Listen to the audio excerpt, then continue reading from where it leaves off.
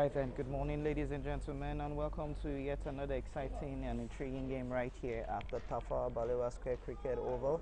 It's the Super 6 game of the Club Cricket Committee Lagos League, and the game we're about to witness is between Ibeju Lekki Cricket Club 1 and Federal Government College Warri Old Boys Association Cricket Club.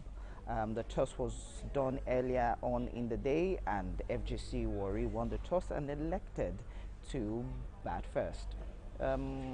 Quickly, we could run you to the first 11 of both sides so we can know how the playing 11 for each team is going to be like for today. And for Ibeju Lekki Cricket Club, we have Daniel Ajeku, who is standing in for the captain, Chima Kachuku, who is currently not available for his side due to some examination he's currently going on. And we have Bimbo Adu, Afis Obisheson, Akigbe Miracle, we have Muiz Animation, we have Karim Gafar for their side. You have Okeke Bonaventure, Olympio Sheye, Oyede Leke, Solomon Chilemania, Hussein Prosper, and Adeyonju Sheung. That's for Ibeju Lekki Cricket Club. And for Federal Government College Old Boys Association, we have Egosa Destiny, Abdulatif,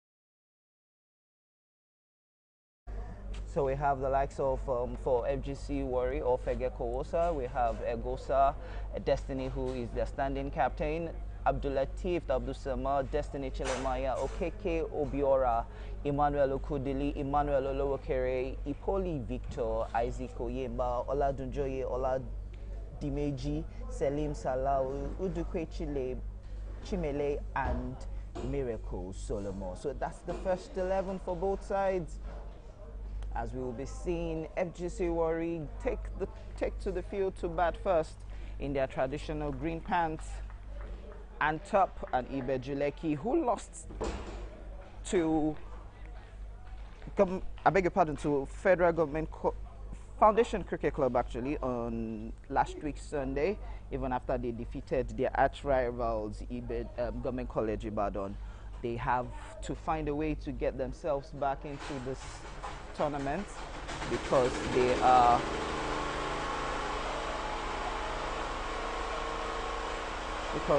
currently a little bit below the position they would want to be, even though they know they are defending the trophy. That's the Super 6, or I beg your pardon, the CCCC League. That's what they will be defending. Opening the bowling for Ibeju Lekki Cricket Club is Hussein Prosper.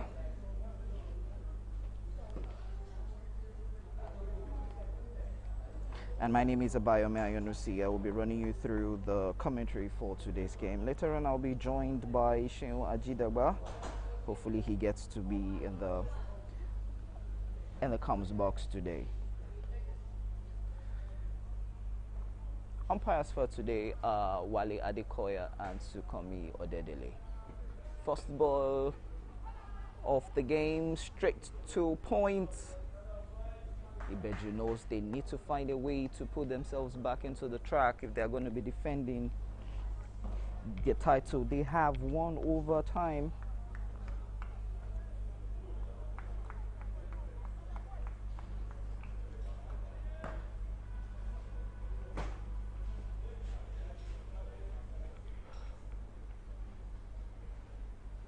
Same Prosper with the second ball. These two are quite familiar foes. They both played in the Edo League, and also they played at the under-19 level. So they know that they have a very huge tax with themselves. FGC Warri, who are fancying their chances of clinching the first trophy in the CCC. Oh, very well bowled there by Hussein Prosper.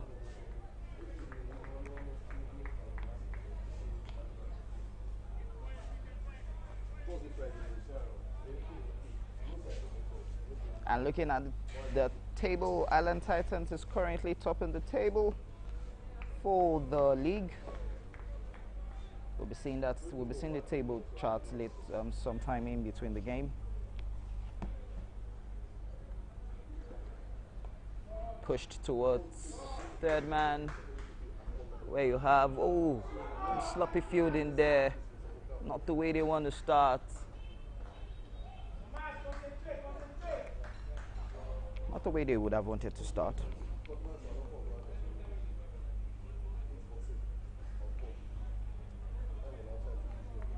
There you have the point table. What we're looking at is the one beneath. Island Titans are currently top of the table, followed by Fegocowosa, that's Federal Government College Warri. Oh, good bowling there by Hussein Prosper. One ball left to be bowled.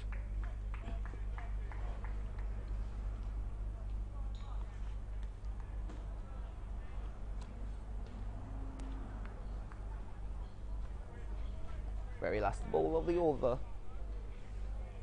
And it's just 2 runs on the board.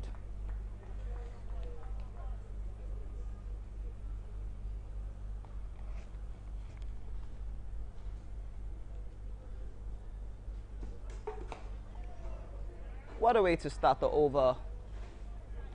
And what a way to start the game. It's 2 runs on the board, no wickets, and it's the end of the first over being bowled by Hussein Prosper. So quickly, we were talking about the point table. And there you have it, the Super 6 point table. At the league, we had Island Titans topping the league, even after played 8 matches, won 6, didn't lose any single point, had 14 points, and they are currently top of the table again. And the Super 6, they have played one. Federal Government College Warri Old Student Association have played one, also won 1. They'll be looking to make it 2 out of 2. Ibeju, on the other hand, has played 2 games, lost 1 and won 1, so this is technically their 3rd game. And the FCC, who will later on be slugging it out with Government College Ibadan, has played 2, won 1, lost 1, and they would be having GCI, known as Government College Ibadan, at 5th on the table, and the last on the table of the Super 6 is Rising Star Cricket Club. OK Bonaventure is the new bowler.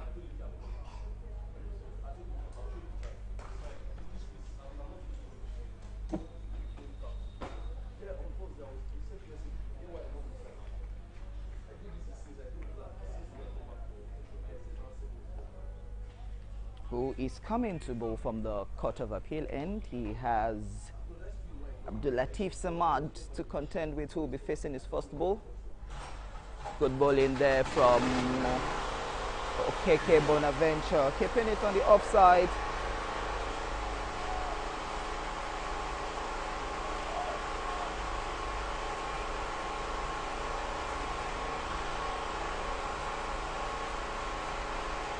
Lekki is currently at the sleep position.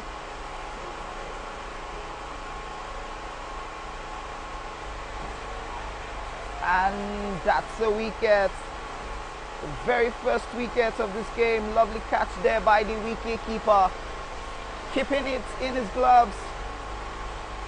Knew what he needed to do. And let's see that on the replay again. Just look at it. He timed the ball straight to the keeper's gloves.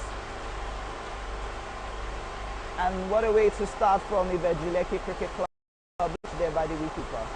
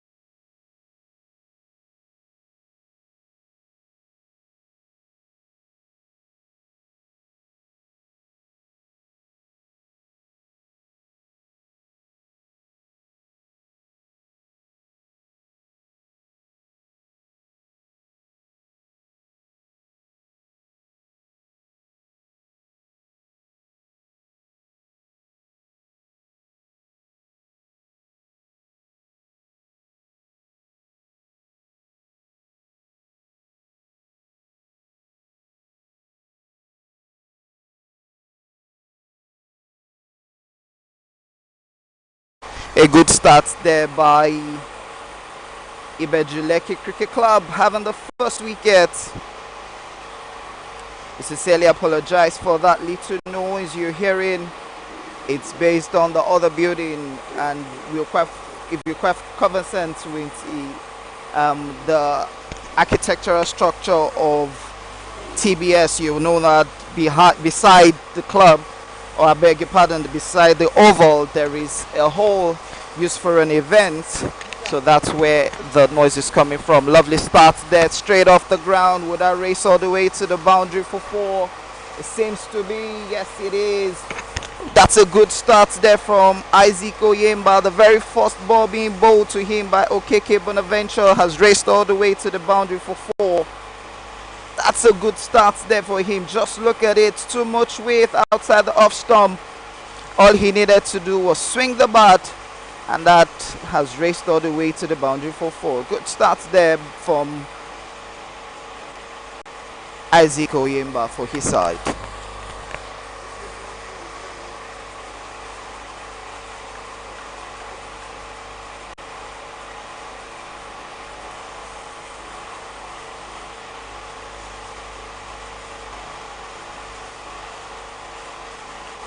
Isaac Oyemba facing the second ball, pushed towards square leg, but Obisheson was quick on his feet not to allow the ball beat him.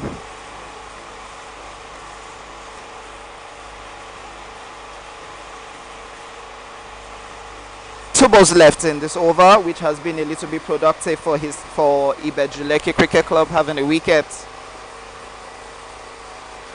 With again a little bit up misfield there by the fielder, Lekki Oyede comes into the rescue.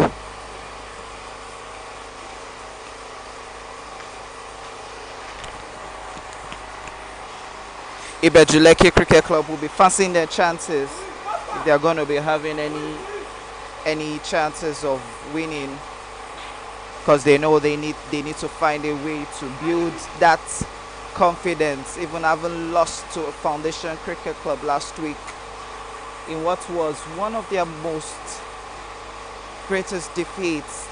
All they could put up in batting was just 68 runs for 10 wickets, and FCC, even though trying to chase that down, lost some couple of wickets, but they were able to still push it to the very end.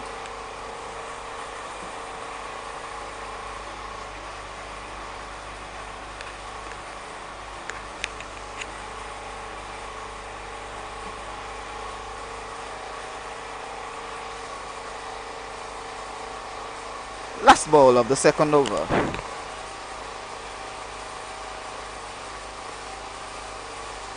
Appeal.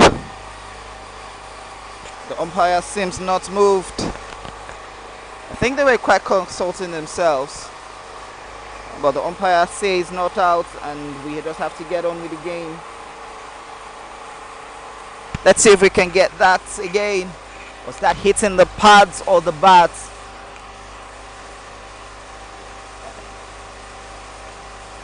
You can see from the appeal, I think they actually thought it did hit the gloves or the bat, but the umpires might probably think it actually did hit the pads for them not to have signaled the wide. And that's the end of the second over, as it's 7 for 1.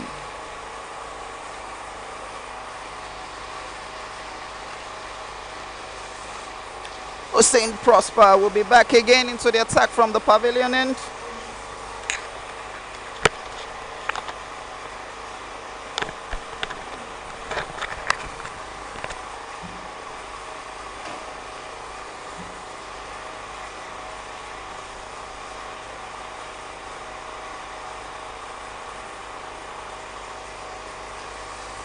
He'll be hoping that he gets to take a wicket in today's game. First ball of the third over. Pushed towards third man for just a single.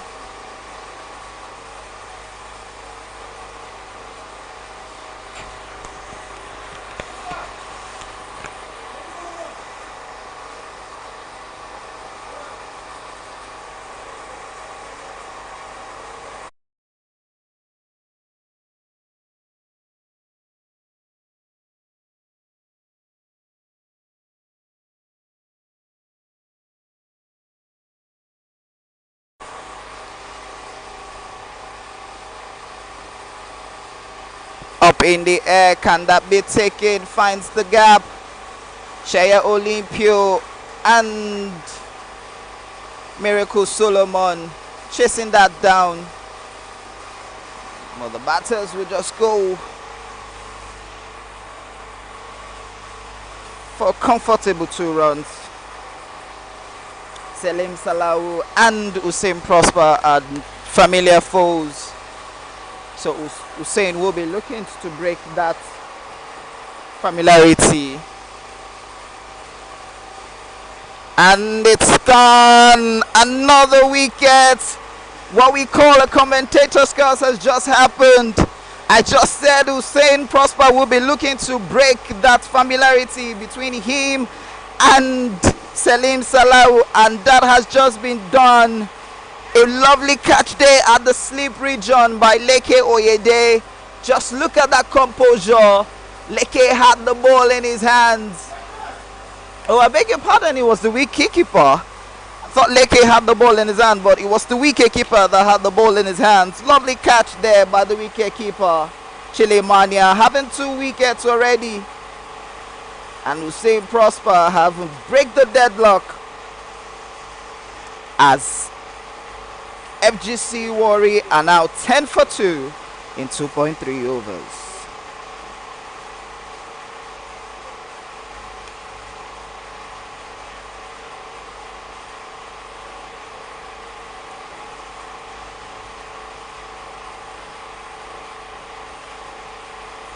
Just look at that again.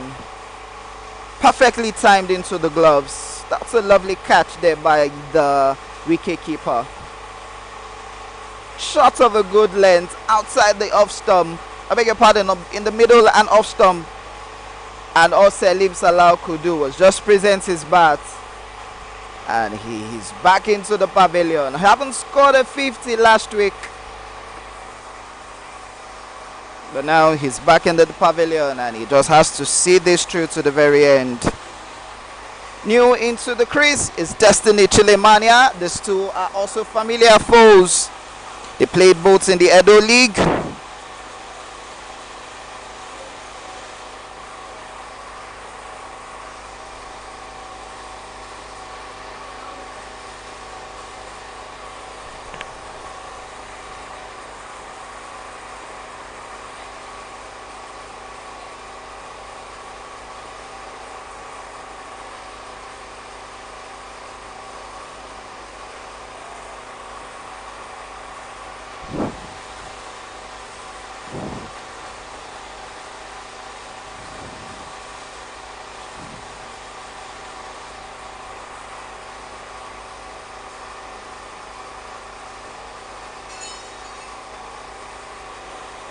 Very well bowled again.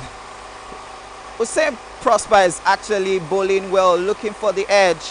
He has just 2 protections for himself on the leg side. That's his mid wicket and mid on, and has third man, second slip, gully, point, covers, extra covers, and mid off. Oh, that should go straight all the way to third man, and that's a boundary. Lovely play there by Chilemania, angling the bat into the third man region to find the boundary, because the third man was a little bit squarer. Just look at that room. The third man wasn't placed at the proper position he was meant to be placed, and that has raced all the way to the boundary for 4.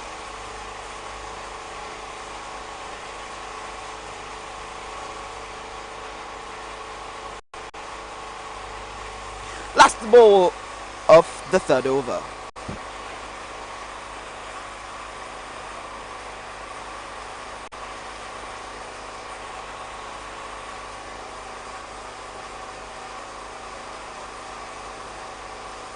Appeal for LB, definitely that was drifting down the leg side. There was no way that could have been taken as an appeal.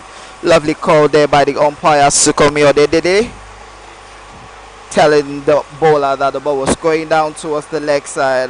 And it's the end of the 3rd over, as it's 14 for 2.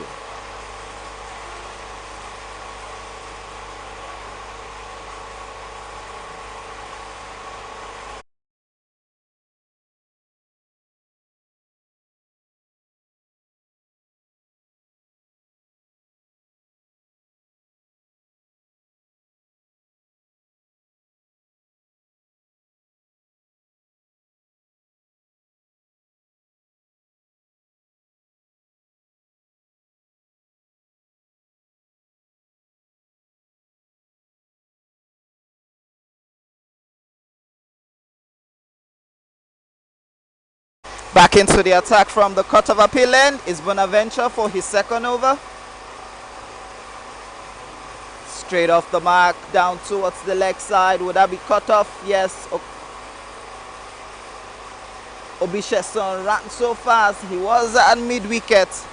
Had to run so quick to pick up that ball. Jersey number 3, Lekki Oyede, is currently playing today, as they are actually one shot.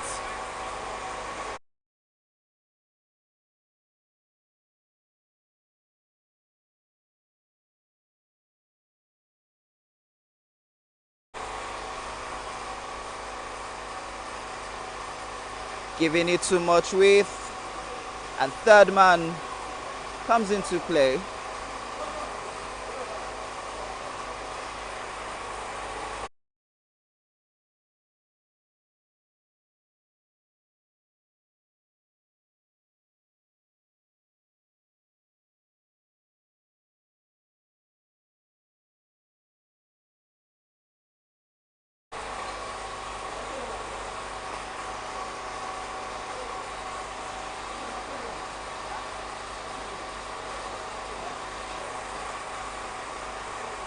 Four balls left to be bowled.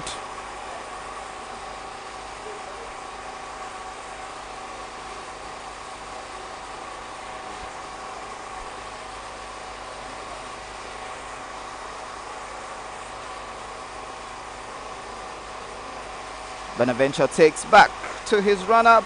Miscalculated his timing. It's a little bit hot right here at the Tafawa Balewa Square Cricket Oval.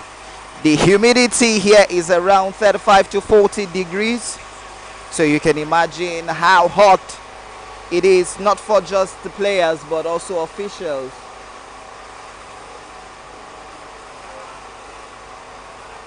Fine leg comes into play, where you have Bimbo Adu. Lekki telling him he should have taken a shy there at the non-striker's end. At least he might have a 50-50 chance of taking a wicket.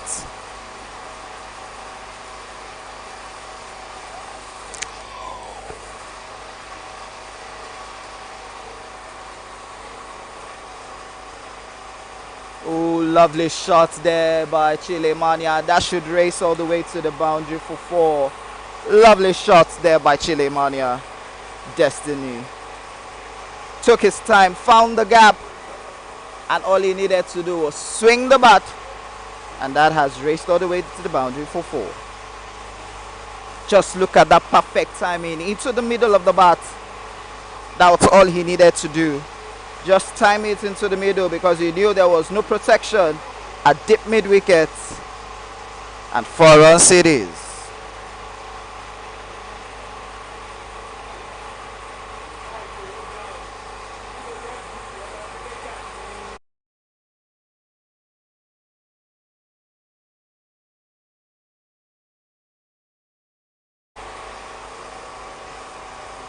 Oh, good comeback there by Bonaventure, keeping it forward defensive for the batter,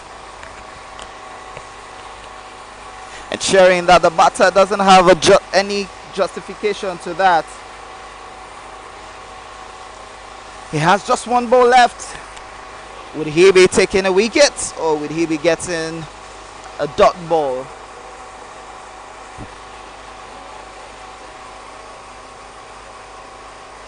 Again towards the leg side, where umpire Wale Adekoya signals a wide ball.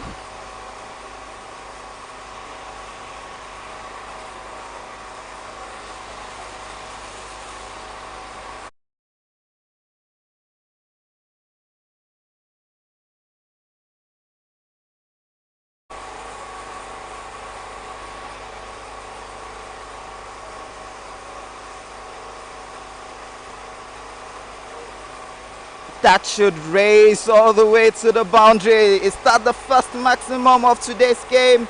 Yes, that it is. That's the maximum.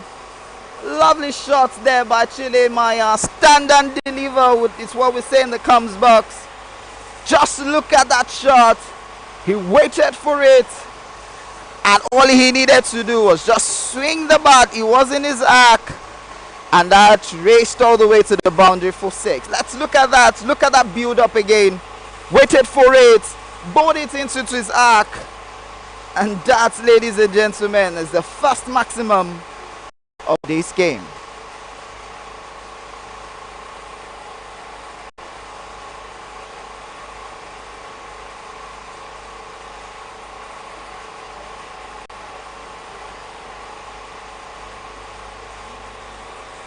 Ibeju Lekki having a little bit of a breather. Just like I said, the temperature is around 38 to 40 degrees.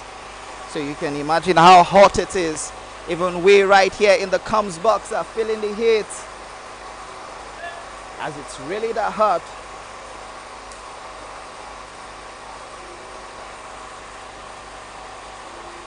Tomorrow we will be seeing Island Tantas Cricket Club take on Government College Ibadan, and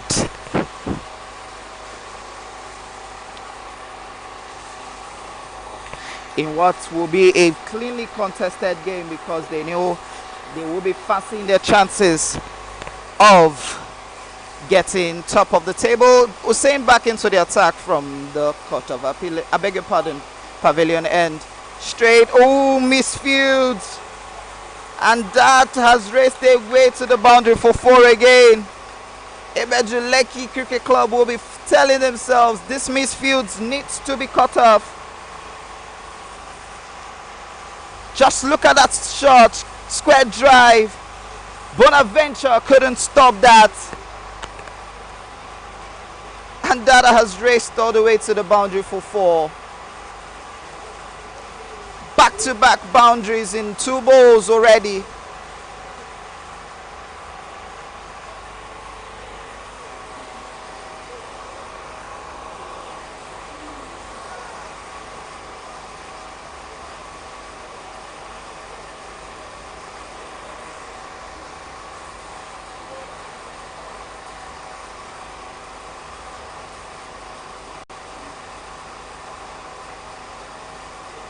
Good comeback there by Hussein Prosper. Now Awin Isaac Oyemba to actually hit that or pull that to the boundary. He made sure that he didn't have enough room to pull.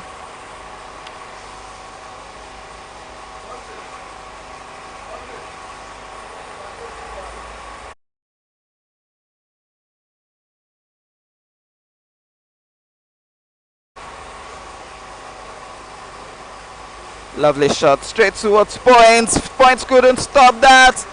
That has gone all the way to the boundary for 4 again. Ibeju Lekki Cricket Club will be asking themselves, this sloppy fielding might be costly in the end of the day. Let's see that again at points. Just tapped it on the ground and points missed that.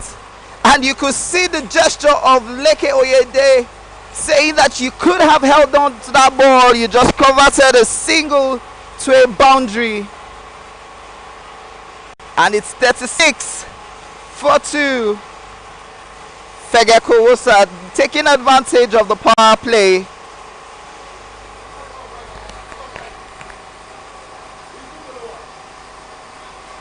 Up again, this time towards third man. And just a single taken.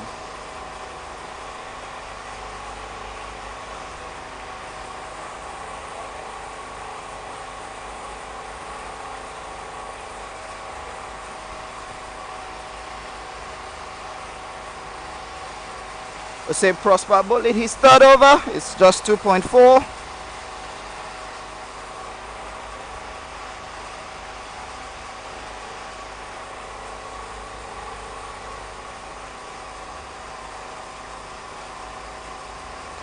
On the ground straight, and he is out. Straight towards Daniel Ajaku at covers. He didn't expect it. Just look at that. Gave it straight to Daniel Ajaku at covers. And what a way for Hussein Prosper to get a man.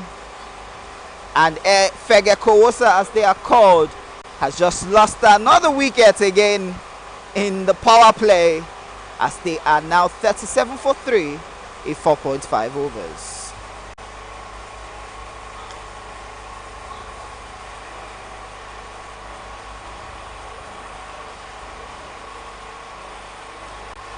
Just look at that again in the replay. He was just there in the offer. All he needed to do was play a straight bat, but rather popped it up straight into Daniel Ajaku's arms. And Fegocowosa are looking at a little bit of a crumble at this point. 37 for 3. Not the way they would have been hoping for. And joining me in the comms box is Sheun Ajidagba. Good morning, Abayomi. Good morning to everyone joining us from wherever you are in the world. This is the second week for the Super 6 of the Club Cricket Committee League here at the home of cricket, the Tafawa Balewa Cricket Oval. First match for today, the third match for Ibeju Lekki Cricket Club 1, the defending champion, and the second match for Federal Government College Warri Old Student Association. One thing is certain, either of these teams will have 2/2 or 2/3. There was shock last weekend when Ibeju Lekki Cricket Club 1, who defeated their rival Government College by the Old Boys Cricket Club by 27 runs, went ahead to lose against Foundation Cricket Club, who had initially lost against FGC. Starting from ground zero is Ehosa Agedo Destiny, the captain of the side.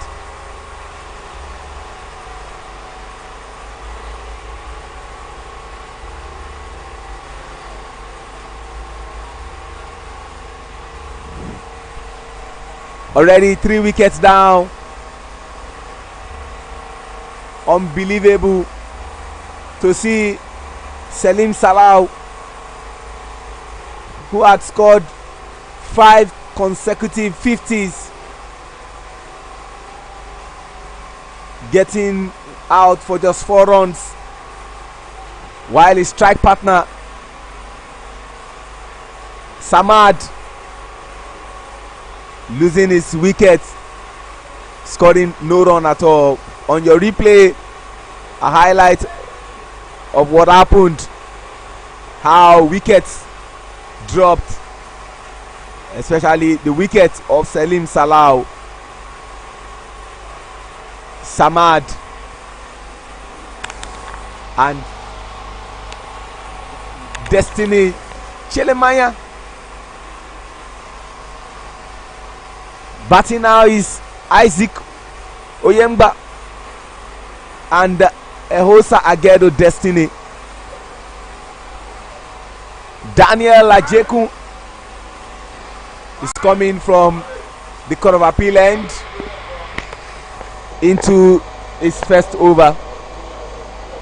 Like they say, desperate times calls for desperate measures.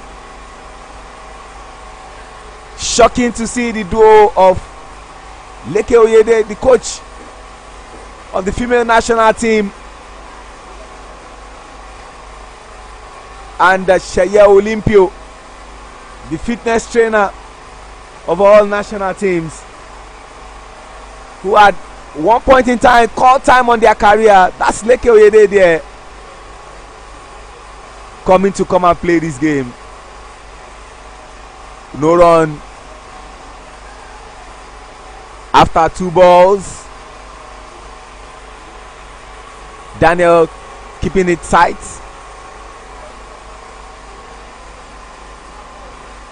Oh, one day after telling him to hold on, Isaac had different plans for Daniel. Two names you find in the scripture, Isaac and Daniel. The replay says it all.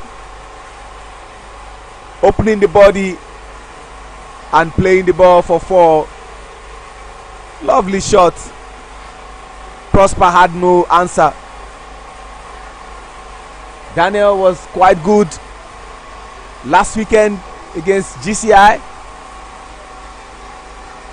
but that cannot be said in the game against FCC. Everyone was terrible with the bats.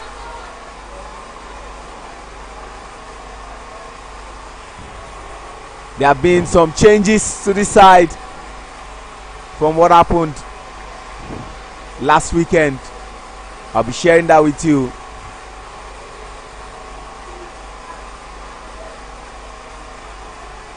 Better bowling there from Daniel.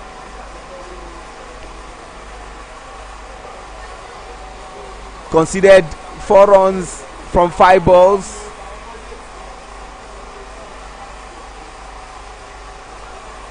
Oh, lovely shot there. Good chase. They will make comfortable 2 runs. And what a sheer coincidence. 6 good balls make an over. And in this over, 6 balls were bowled and 6 runs was conceded.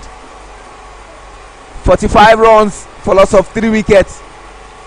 And that Daniel Ajeku over brought us to the end of the power play. Here you have it. Salim Salah, wicket keeper, 4 runs.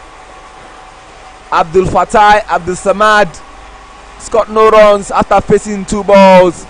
Okeke Bonaventure was accountable for his wicket, while Prosper Hussaini accounted for the wicket of Salim Salah.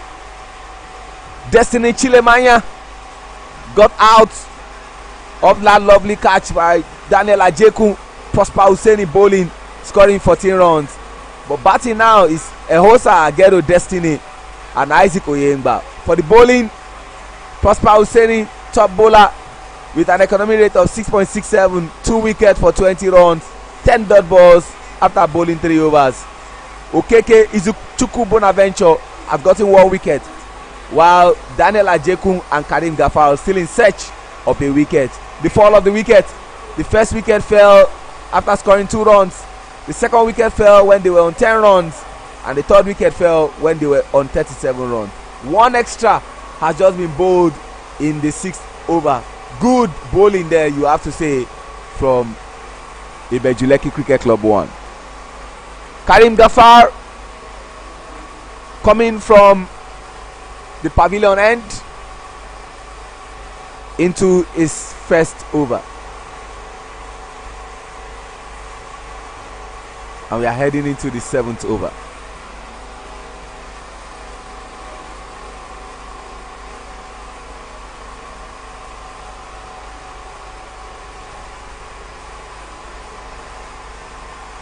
No run. Good way to start for Karim.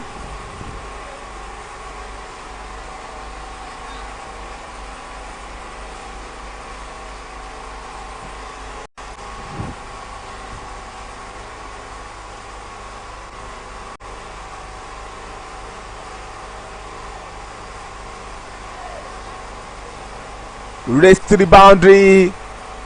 Efforts by the fielder Muiz was in futility. They need to score those runs. Check it again on replay. Captain Ehosa didn't have to labor trying to run in between the wickets.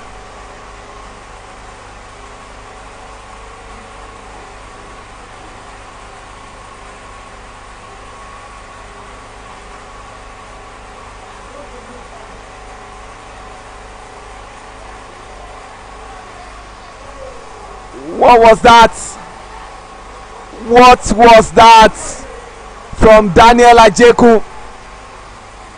What was that? Absolutely needless. Absolutely needless. just decided to give extra 4 runs to the batting side, and like we say, from nothing to something.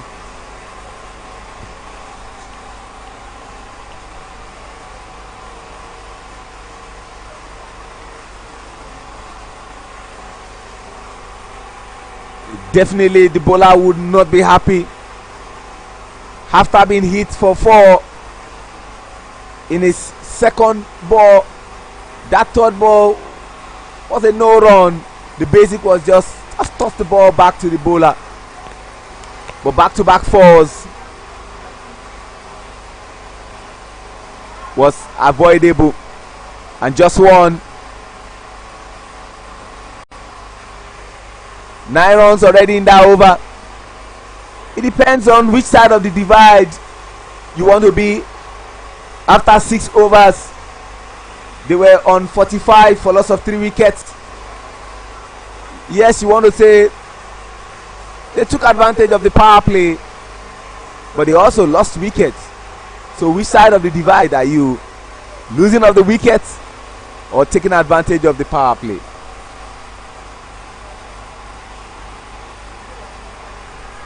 Appeal falling on deaf ears. Sukomi Odedele unconcerned.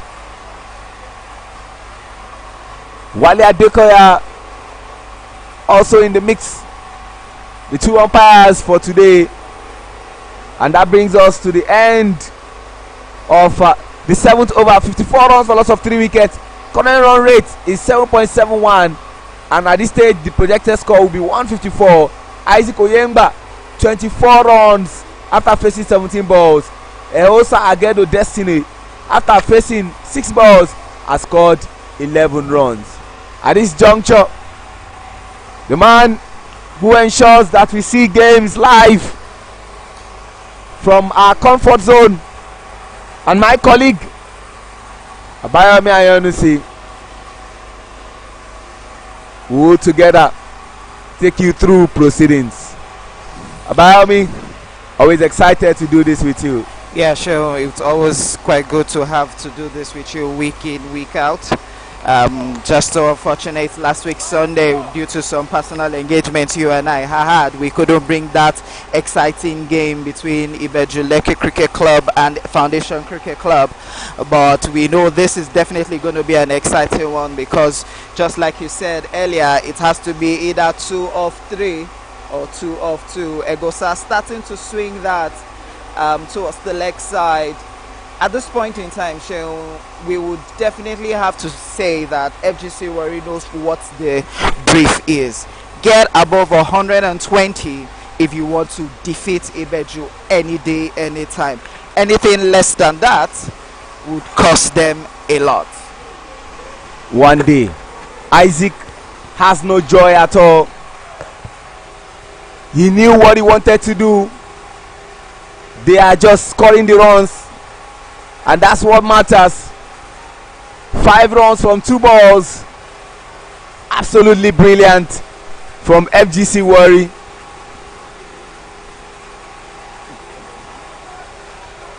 If they continue to score runs, this projected score of 153 might likely go up. And one thing in the minds of Ibeju Lekki Cricket Club 1 is to ensure that they break this partnership of Isaac and Ehosa. Oh my world.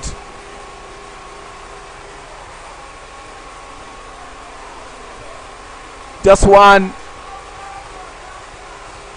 Good fielding there from Sheye Olympio. It's been a while he did this. But like they say, experience is something you can buy in the market. Form is temporary, class is permanent. No run.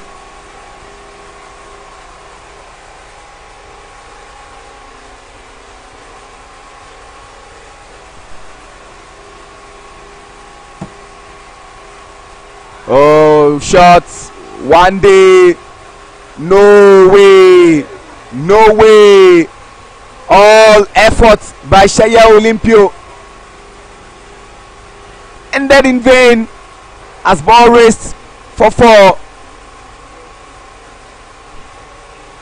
They need to start scoring those runs. They have been doing it, but scoring more runs is what the brief is for FGC. By all standard, this has been a good over.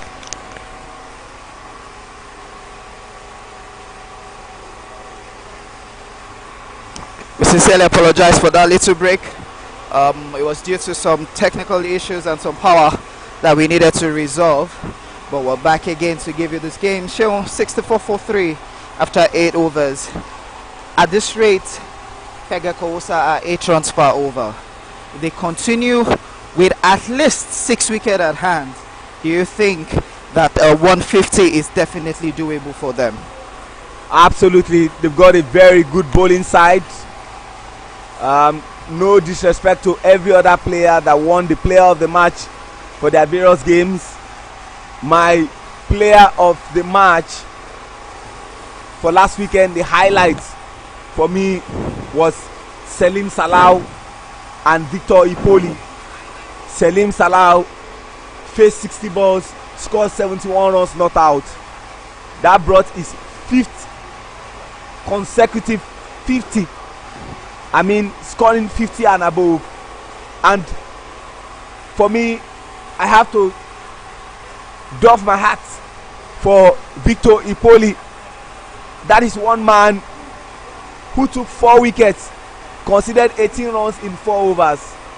And this was someone who into his first over had considered 14 runs, which included 8 wides.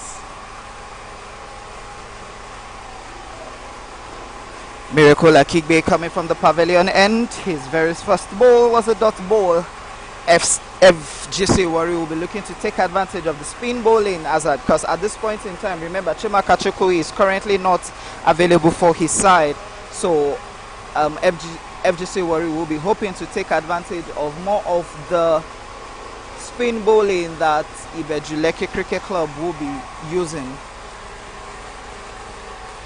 And if my memory serves me right, Karim Gafar is also not in the team today. And Karim was instrumental in their first game against GCI, their rival, where he scored 39 runs not out of 35 balls. And when he came to bowling, he took 2 wickets, same as Chima Akachuku. Those 2 bowling attack missing is something that they will worry about. Oh, lovely catch. Lovely catch. Brilliant there from Karim Gafar. Just when we mentioned the other Gafar, one Gafar stood up and done and dusted. See on replay again. He just had to sad to see Isaac Oyengba leave. He's contributed his own quota. That was an easy catch. Any day, anytime. Once you're fielding a long on, you have enough room to react to the ball, and that was what Karim Gafar did, reacting to the ball, and he took his time, took it into his hands. And that was definitely not a way Fegocowosa will be looking at. It's 64-4, 8.4 overs. And by me, just like we said that a 140, a 150 looks like a very good score. Looking at their bowling attack, good to know that the one they call the bowling machine is back. Chemele Udekwe will come in handy for them. They got Ehosa Agedo Destiny. They have Isaac Oyengba. They've got Victor Ipoli. You know, that's Destiny Chilemaya. Also, one of the bowlers they'll be relying on. All these guys. I think at this point, Fegocowosa's team lineup is made up more of pace bowlers than spin and other variations. Not to forget, Sheon, they are actually also missing the, like you used to say, Guinness World Record holder in person of Peter Aho. So they still have a very good bowling attack, or a bowling cartel. That's for Fegocowosa. But let's not take this out from Ibeju. Ibeju is a unit and a team that knows how to bounce back even after a defeat, or knows how to bounce back even after the struggle in between the game. Fortunately for them, Mustafa Yusuf was around today, but it was quite strange to see that he didn't play it for the team. He was around last week also. He didn't get to play. That requires an inquest. Mustafa Yusuf used to be the former captain of Ibeju Lekki Cricket Club 1. He was around for the game against GCI. Didn't get to play. Didn't get to play against FCC. And today again against FGC, Mustafa Yusuf is not playing. Like they say, coaches live and die with their decisions. But for a player like that, knowing what he can give when he's bowling, you want to say that it's just a bit shocking. In comes Manelo Kudili.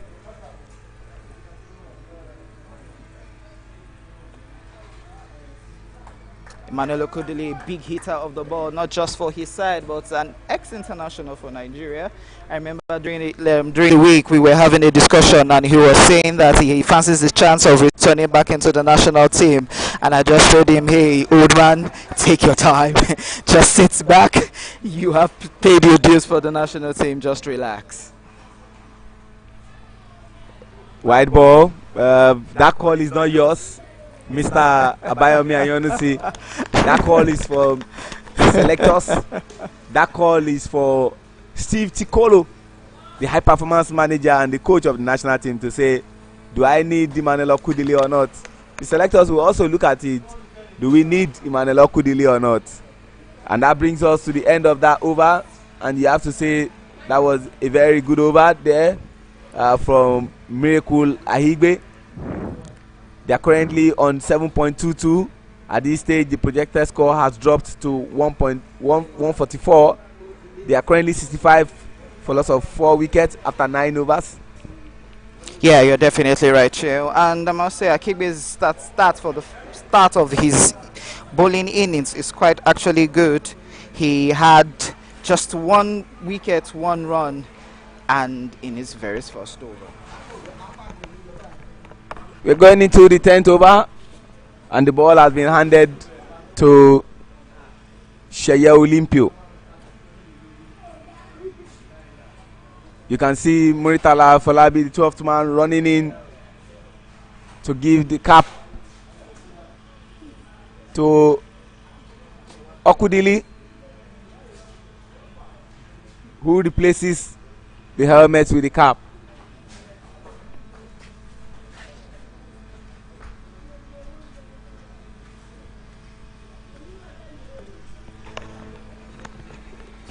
The entire team of Ibeju last weekend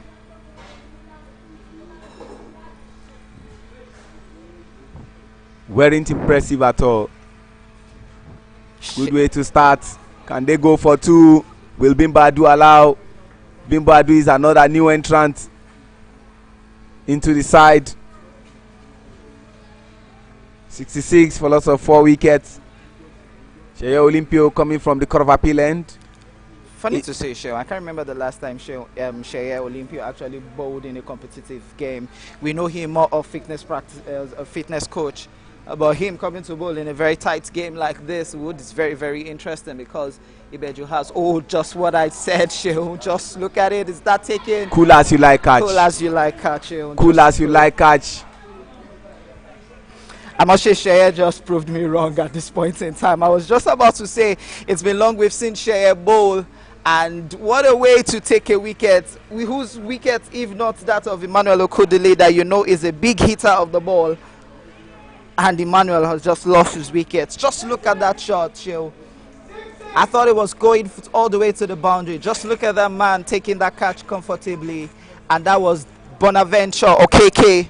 He had that ball right in his arc. He was at He was at long on, and just like you said, cool as you like catch. Check out, no disrespect to the catch of Bonaventure. Any day, anytime, that ball should be landing at the Court of Appeal ground. That was a full toss, and you could see on the look of Emmanuel Okudili that the bat did not do justice to that ball, which meant that the meat of the bat, where you expect the ball to hit, didn't hit that ball well. If the bat had hit the ball well, definitely Bonaventure will only say, I see the ball, but I just have to respect this ball, going for a 6. 66 for 5 after 9.2 overs. Udukwe Chileme? Chimele, I beg your pardon. Yeah, Chimele Udekwe, Chimele. Yeah. The big hitter also is in. He'll be looking to probably continue from where Emmanuel Okudili couldn't start from. Goes on the ground. Interesting to say, Sheye Olympio is actually a leg breaker. There's a way he bowls those balls that you would think is just going to probably skate through, but it just cuts once it lands. White ball signal there by the umpire, Lake Prosper. This looks like 2 runs begging, and that would be 3. White ball plus this brings us to the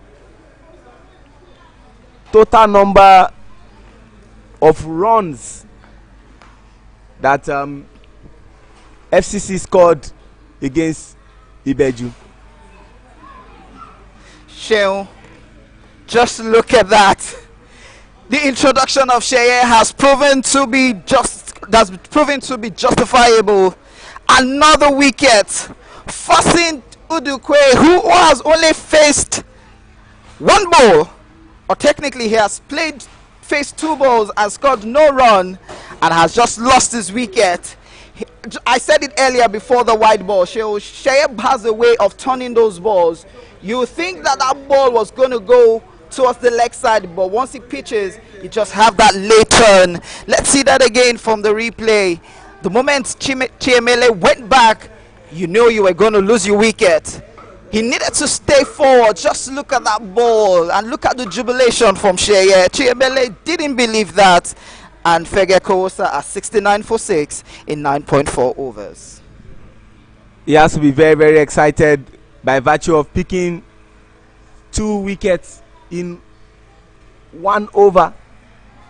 More importantly, into your first over, getting 2 wickets and conceding 4 runs, and you still have 2 more balls to bowl. And looking at the wickets he got, there were no cheap wickets. Chiemele Udekwe and Emmanuel Okudili. And to think that the first game for FGC, they scored 139 runs for loss of 5 wickets in 20 overs.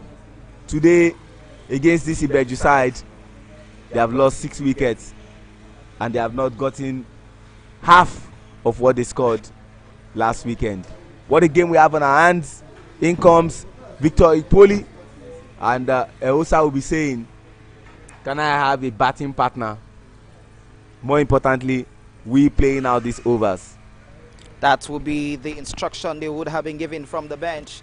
You have 20 overs. We've not even gone halfway into the innings. We've already lost 6 wickets, and they just have 4 wickets left. Appeal for LBW, appeal for Stumping, and he's gone! He is gone! Good wicket keeping, fast fingers there by the wicket keeper. Let's see if we can see that on the replay again. That was a very good one by the wicket keeper. Let's just look at it. He was standing in his crease. Did he trigger out? Oh no, his legs were outside, completely outside. That was a definite good call by the wicketkeeper. Fast fingers there. And Victor Ipoli is back into the pavilion. And Sheye's over has now proved to be effective. 3 wickets already, Sheo, in just 0.5 overs. How do you explain this? At some point in time, they were going all guns blazing, and fast track to this period, they've now lost 3 wickets in one single over. Victor Ipoli, Emmanuel Okudili, Chiemele Udekwe. Absolutely sad to see this happen.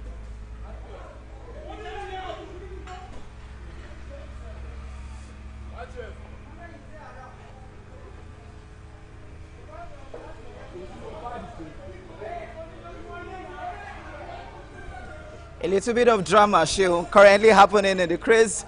Olowokere isn't fully properly dressed. He's trying to avoid the 90 seconds of being timed out. And would he be the first time out we'll be seeing in the league? He needs to be completely dressed before he has to face the next over. And in the good spirits of the game, Prosper Hussaini is helping him out to take his pads. And I think Ibeju wouldn't be looking to appeal for this. They would just want to have the game because they have 7 wickets already. You could see the conversation between the umpire, the standing umpire, Wale Adekoya, and Olowokere. Like we always say, your batters needed to be padded up. They weren't preparing for that unfortunate incident that happened to Victor Ipoli, where he lost his wickets almost from the first ball. Olowokere is the new batter in, and I must say, he looks to have an hat-trick. That is Sheye Olympio. He's on an hat-trick. Can he get Olowokere Emmanuel hat-trick ball? Sheye Olympio, a man who we know as the fitness coach for the male national team. No, he doesn't. And that's the way to end the over, show. Dramatic over, unbelievable over, strange over. Abayomi, if my memory serves me right, I was talking about 65 runs for loss of 3 wickets. Now 69 for loss of 7 wickets. And much later, when you check the fall of wickets, there you will discover how the wickets kept tumbling for FGC.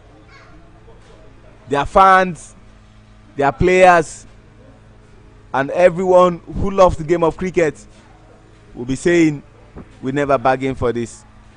But like we always say, cricket is biscuits. Starting with the wide, Miracle, Aigbe, 70 for 7.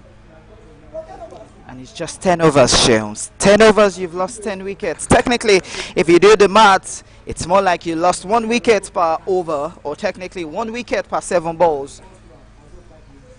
And they've only just bowled 60 balls, 60 legal balls.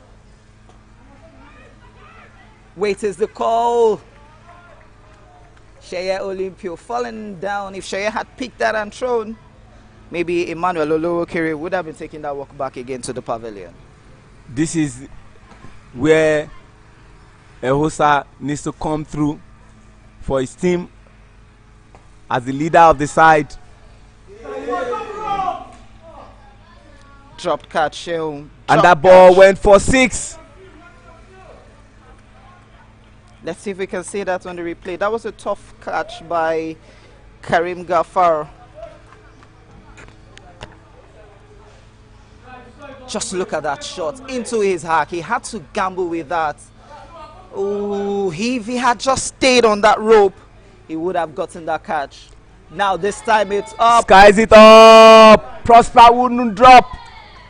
Yes. Prosper wouldn't drop it. Ehosa has to go.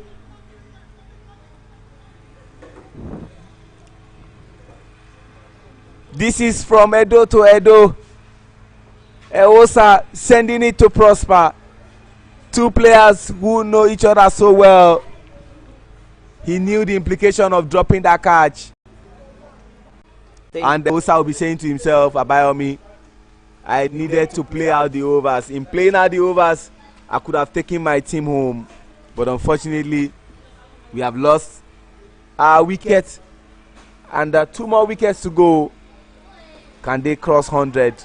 That's a big question. Sean, let's just look at the build up to that wicket. He had no reason to have gone to the bigger side of the boundary.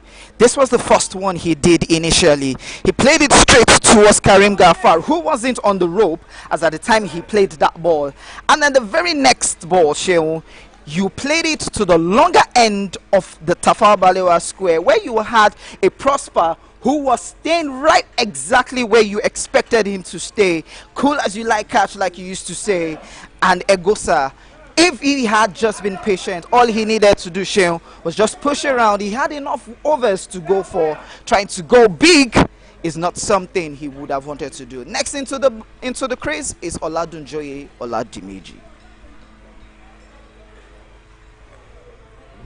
FGC are on the brink of getting into the bad books of the umpire.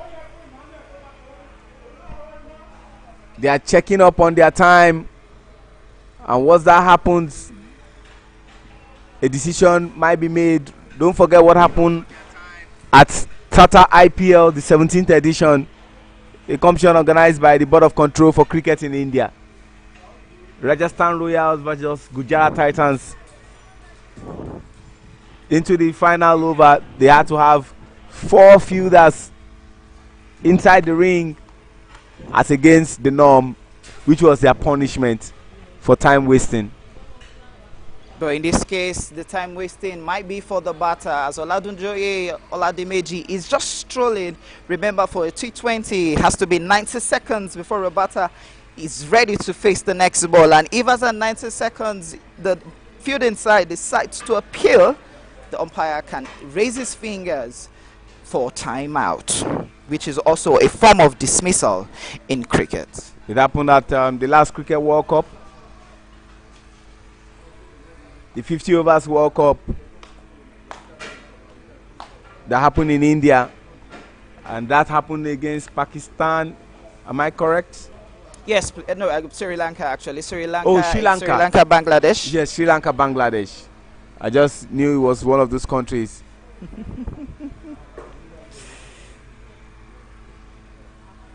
Oladunjoye. Still, if we were to judge by our time, Sheon, he's already more than 90 seconds. So I'm quite surprised that Ibeju hasn't appealed, but they are trying to do the spirit of cricket just to allow this game go, knowing truly well it's just 2 wickets left for them to end this innings. Spirit of cricket, or going by the rules, which do we run with? Spirit of cricket overshadows a lot of things. Everybody just wants to enjoy the game, Sheon. They could have appealed for it. But what we are trying to do is also to prepare our cricketers for international engagement. Internationally, nobody would do spirit of cricket when the rules needed to be applied.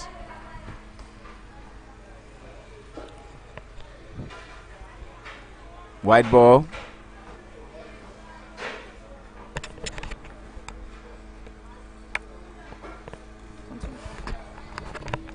Miracle versus Dimeji.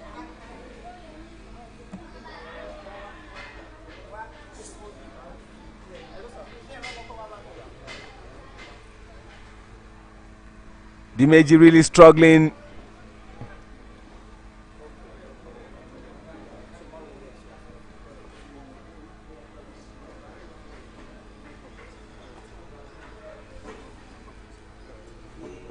Just one.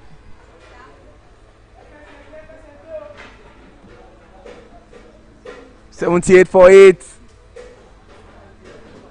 Definitely not what they bargained for, but the reality is staring them in the face after 11 overs.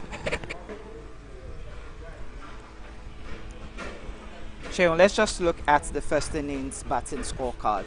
Just look at it. The only person who has scored much runs is Isaac Oyemba, 29 off 23 balls. And then he was closely followed by Egosa Destiny, 23 off 14 balls. And every other person who had batted around there has not even put up any total.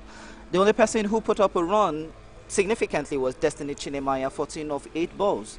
Every other person, single digits. In fact, technically 1, 2, 3, 4, just 4 batters have actually put up runs on the board. Sometimes that's the start, but again, if you want to look at it, it can also happen to the top side. And I look at Ibeju Lekki Cricket Club as a case study. The game they won against Government College, about the Old Boys Cricket Club, only 3 batters came to the party. Ridwan Karim, Daniel Ajekun, and of course Solomon Chilemaya. Only those 3. Every other person were atrocious with the bat. So it does happen. And now is Sheye Olympio into his second over, already claiming 3 wickets and conceding just 4 runs. He has Oladunjoye, Oladimeji to contend with. If he gets a wicket now, technically he might be in contention for the batter of the I beg your pardon, for the player of the match. Goes down straight towards Bonaventure, who was at long off for just a single. You know, I've always tried asking this question, Sheo. What is the best field settings for a left-hander and a right-hander? Do you have to move all players to one side, or technically you just need to only move 3 players from the onside to the offside and from the offside to the onside? Field setting is the responsibility of 3 people in a field. 1, the bowler, you know what you are bowling.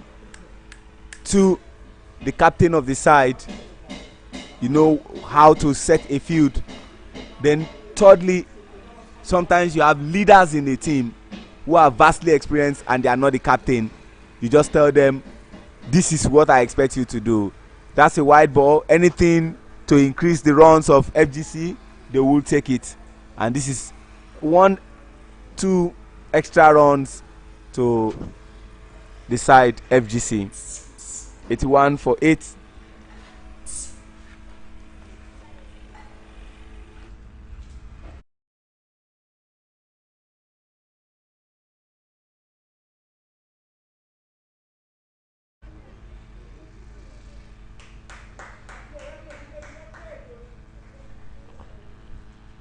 Dimeji and Olokere needs to play out the overs and put runs on board.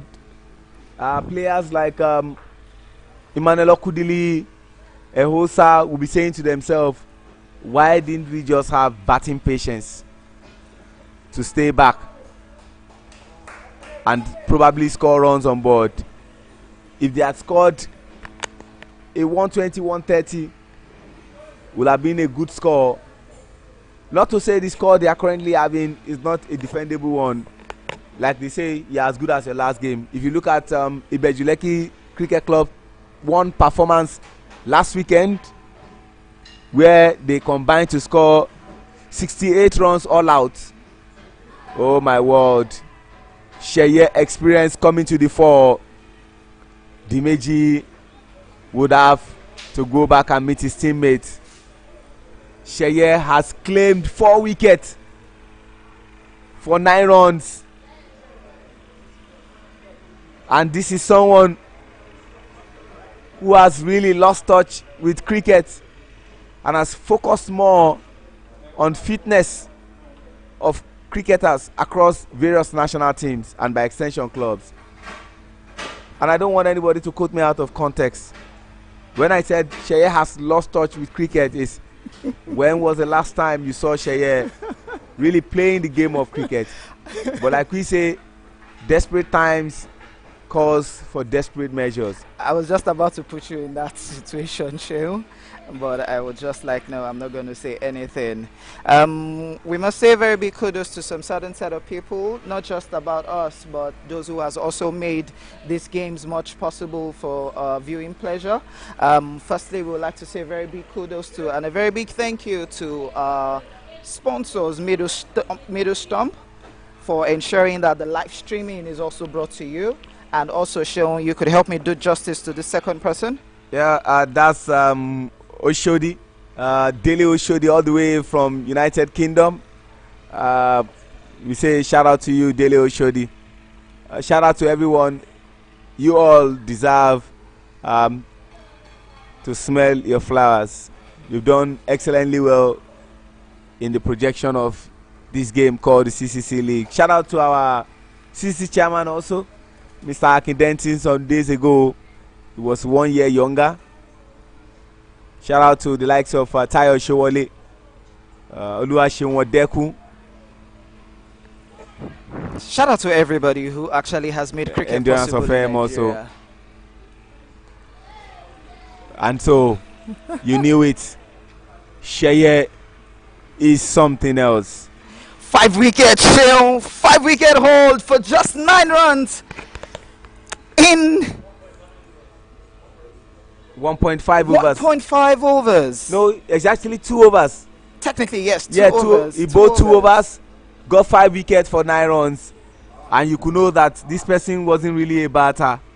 And Solomon Chelemaya had little or nothing to do, and you can see 84 runs in 20 overs.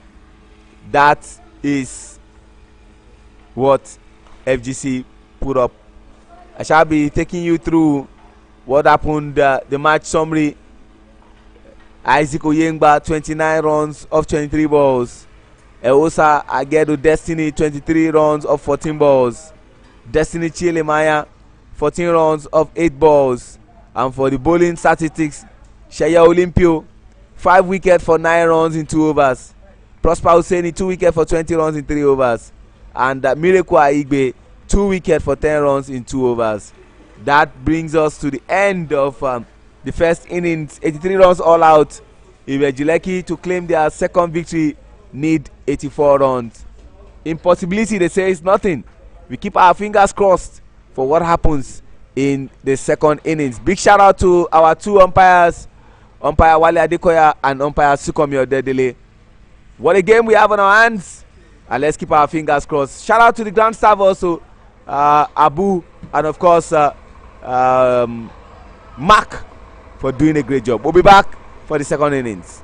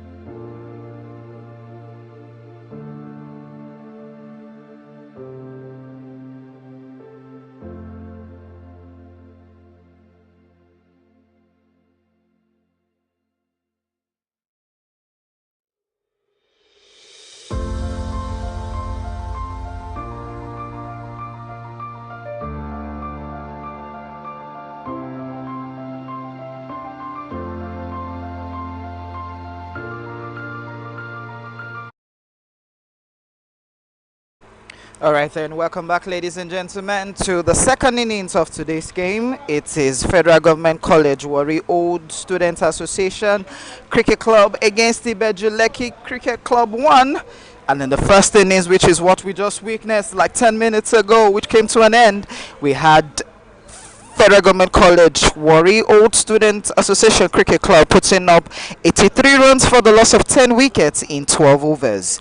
Isaac Oyemba was top scorer for 29 or 23, and Sheye Olympio strangely came in as a replacement for some of the spin bowlers, most especially for Karim Gafar, who was missing for his side, taking 5 wickets for 9 runs in 2 overs. Now, this is what is required. Fegocowosa will be hoping to hold on tight for this, and they will be able to win this game. Quickly, let's see how the table looks like before the start of the game. And now there we have it. If Ibeju Lekki Cricket Clubs wins today, they would go top of the table temporarily, and they will be 4 points with a net run rate of around 0.1. But Allied Titans would still be on the top of the table, will be closely at the top of the table with a very huge net run rate. They will be looking to go head to head with Government College tomorrow, but Government College has another game this afternoon against Foundation Cricket Club, so that one might be a very huge blockbuster for both sides. Chill. Good afternoon again, and welcome back to the Comms Box. Well, don't scare me. We are still in the morning. Great to have you here once again. We are back for the second innings of the first game for today. Ibeju Lekki Cricket Club 1 versus FGC Warri Old Student Association. FGC Warri are trying to avoid a defeat after winning their first game against FCC, and for Ibeju, they are trying to avoid back-to-back losses after suffering that shocking loss against FCC. Mirekula Igbe and Daniel Ajekun, the opening batters. Chiemele Udekwe from the Court of Appeal end.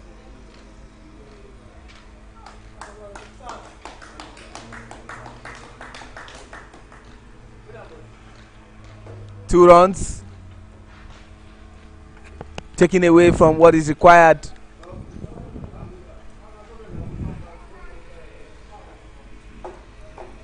The interesting part is this: what would be the brief? Keep the balls on the offside all through, or would it just be try and get as much dot balls as you can, knowing truly well that the bowling cartel that FGC Warrior Fegocowosa has are more of pace bowlers than spin bowlers.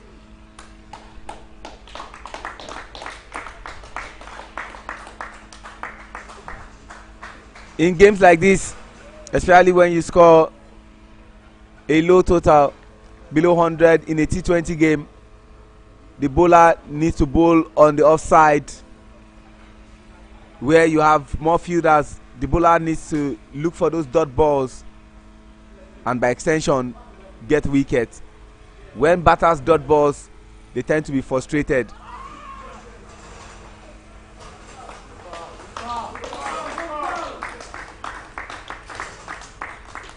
Now at this point, Ibeju knows one brief: try as much as possible to finish this game within the power play, which gives them a very huge high net run rate, or finish the game within the 10th over, which gives them at least a contention for the title of the Super 6 for this season.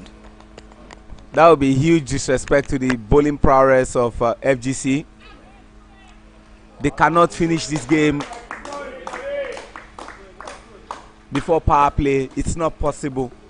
I know impossibility is nothing, but never will Ibeju finish this game before power play. It's not possible. They are looking for 82 or 81 more runs. If care is not taken, this game will go down the wire based on the bowling prowess of this FGC side. Chemele Udekwe from the Court of Appeal end into his first over has considered 3 runs and 3 good balls are still being expected.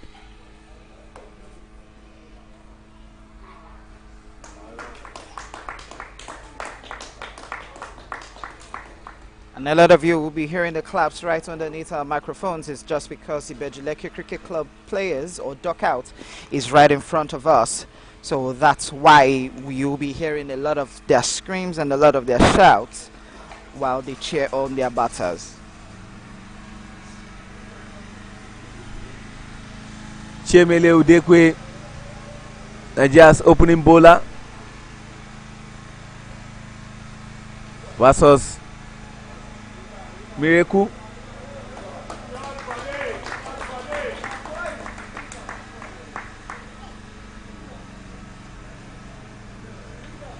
Impossibility seems not to be impossible, but it's 79 runs needed and 115 balls. These two batters are doing extremely well. But one thing that will be certain is this: Ibeju, with this low total, a lot of people will probably not think Ibeju might lose wickets, but they will be hoping that they have a 10 wickets victory, which indirectly would also push up their net run rate as well.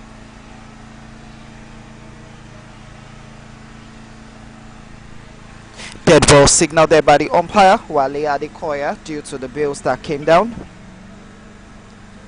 And I think at this juncture, Chemele Udekwe has to think about the way he's bowling,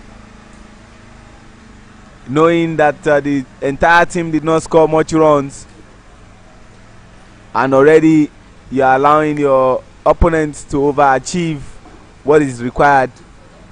What Ibeju Lekki Cricket Club 1 needs is less than 5 per over,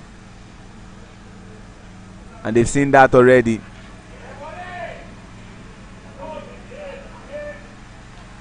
They want to go for 2. Hands on the head of Chemele, thinking I will have gotten the wicket of Daniel.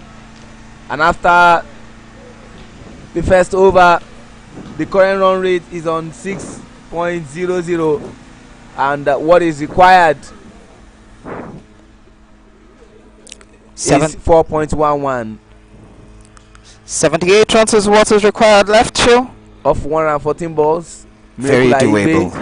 2 from 2, 50% strike rate. Daniel Ajeku faced 4 balls and scored just 1 run. Captain Ehosa Agedo Destiny has his destiny in his hands. Keep going, guys. Keep going, guys. Come on, boys.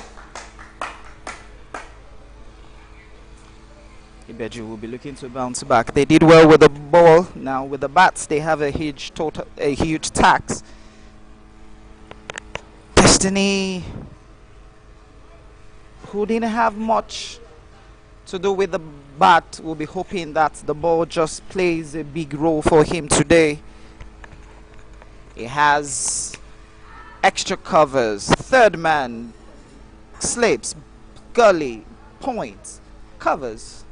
Well, I beg your pardon, that's backward of points. Yes, he has backward of points, covers, extra covers, mid off, mid on, square leg. Sheye Olympio now is a reference point for everyone. They require a Sheye Olympio kind of over. And ladies and gentlemen, you can see from Daniel, Nigeria's opening batter, complaining. But like we always say, umpire's decision is final. Let's see that from a replay, Sharon. He was saying that he'd actually hit his bat first, but the umpire says otherwise. From our angle here, it was definitely the pad first, Sharon. Definitely the pad. He actually went away from the bat. It was the pad first. Daniel still having a tete-a-tete with players of FGC. He should know better. He's a national team player. If he's on international assignment, he will not complain about umpiring. Let's not do that here. It's totally unacceptable for an experienced player and a senior player. You're not setting a good role model attitude. You don't argue with the umpires. More importantly, when umpires don't have the option of the Hawkeye or the review system. If there was a review system, it could have been reviewed. Yes, definitely. Even if actually they touched the bat first, it was actually he triggered into the line of the ball. And if he had actually missed the bat, definitely there's every 50 chance that ball can actually get into the pads.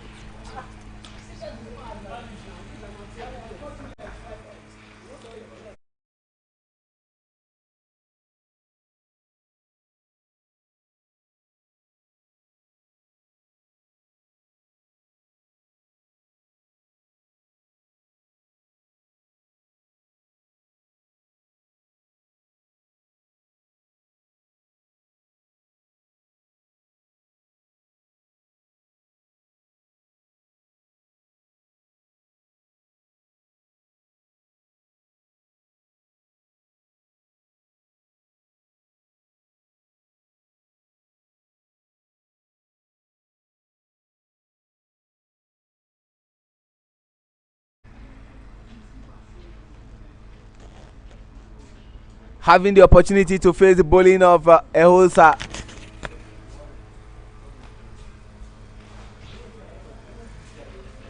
Miracle and Solomon batting. What a shot. What a shot.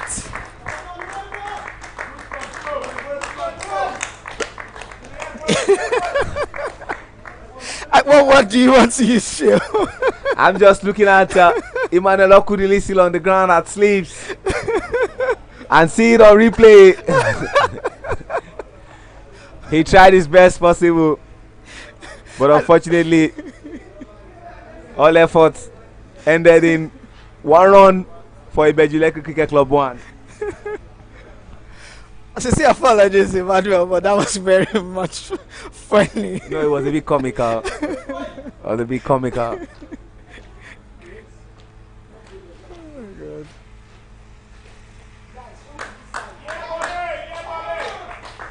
These are not the kind of feelings that FGC would be having to defend that runs. And that was from nothing to something. Yeah, definitely. There was no run there, Sean. No run there. No run there. At backward of points, you allow that to go. Just 1 run, but Ibeju won't mind. They take any runs that comes their way. We are into the second over. Fegocowosa has a wicket and has considered 3 runs.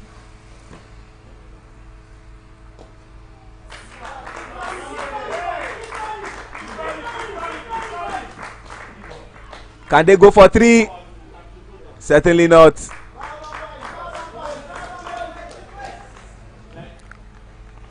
Akigbe didn't put too much power into that shot. If he had actually put a lot of power and made sure that he hit the middle of the bat, that should have been racing all the way to the boundary. For it to have actually gotten to the 60 yards on this field, if he had actually had more strength to it, that should be hitting the boundary. You also have to say that Fegocowosa was trying to tempt Miracle, but he didn't fall for it.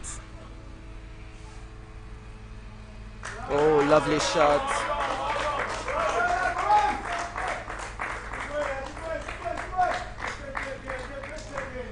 On the flip side of it, Sean, these two are quite familiar foes. They both played for University of Benin Cricket Club in the just concluded Edo State Cricket League, in which University of Benin Cricket Club won by defeating Inventors Cricket Club. I beg your pardon, No Limits Cricket Club actually. And that's league. It's 12-1 after 2 overs. There seems to be a consistency on the part of Ibeju. Every over they score 6 runs, and they need to cut this off. If they don't cut it off, it means before we say Jack Robinson, this game will come to an end.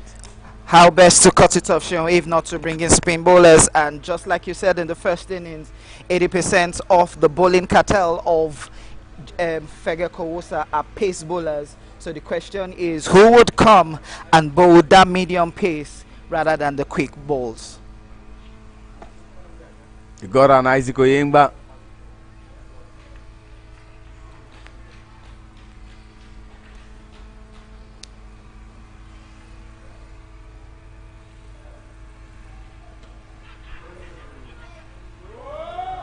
Missed opportunity there. And you can see Chiemele's action. He felt by now there shouldn't be any miracle batting. The miracle that could have happened is they are 2 wickets down. But unfortunately, Miracle keeps batting.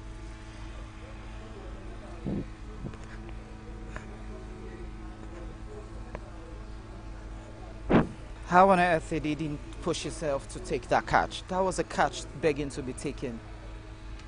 Ooh, very well bowled by Chiemele. Good stop there from Salim Salau. Both of them were teammates at under 19 in Tanzania. Salim Salau, Paul Palm, I remember Nigeria's opening batter. Chiemele Udekwe, also a member of that squad. Gafar, the captain of the side. Prosper Hosseini, you know, part of that squad also.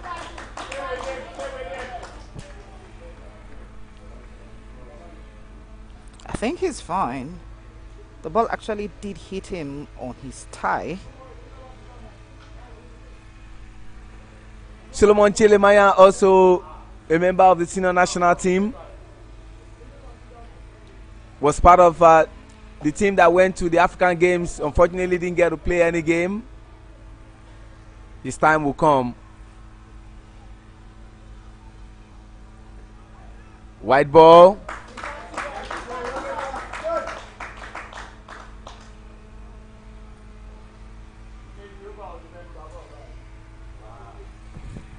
Chiemele has to cut off his pace. He needs to understand that 70 runs is what is required in 105 balls.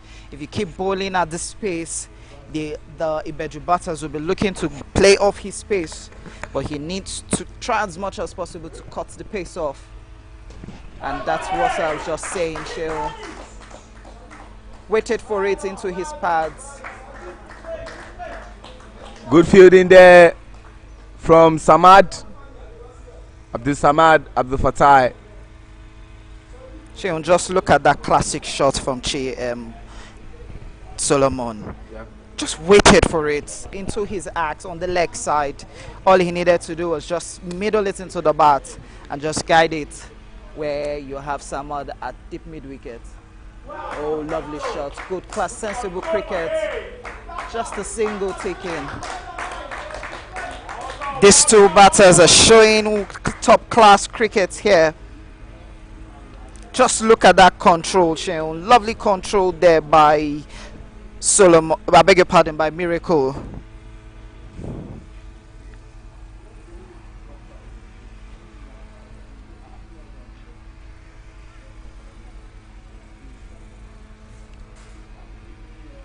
One more good ball to be bowled, and that will bring us to the end of the third over.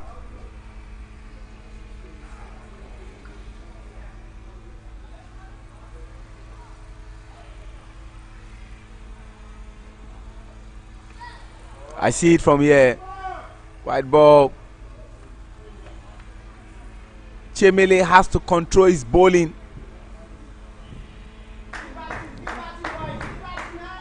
He's bowling too much pace with this ball, and just like there's no problem in you bowling a pace ball, but controlling that ball is all that is much important. But for the brilliance of the wicketkeeper Salim Salau, those are going to be wide fours and extra run for the batters.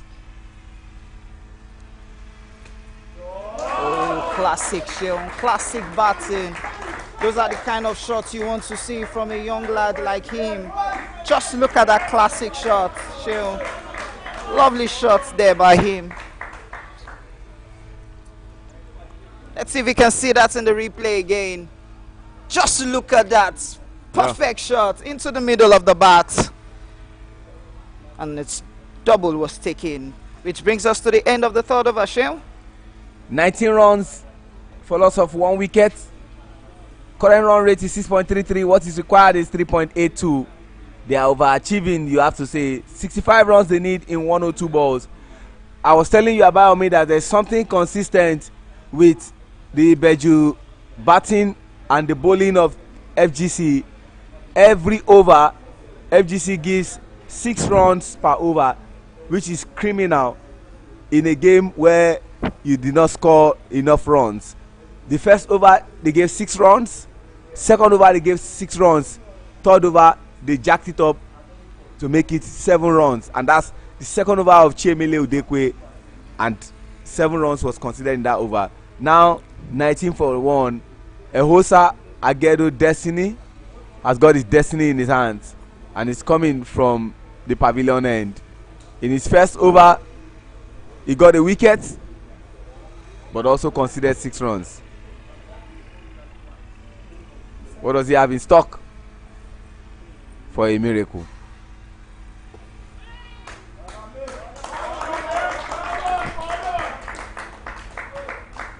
They just need one maiden over in this power play to put the pressure off their neck.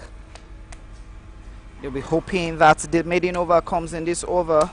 But Akigbe Miracle, who is currently 8 of 8, that gives him 100-run strike rate, and Solomon Chilemania 5 of 6 balls.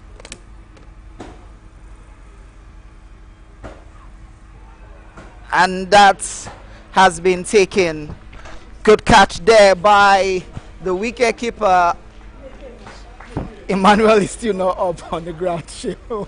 You can't blame Emmanuel.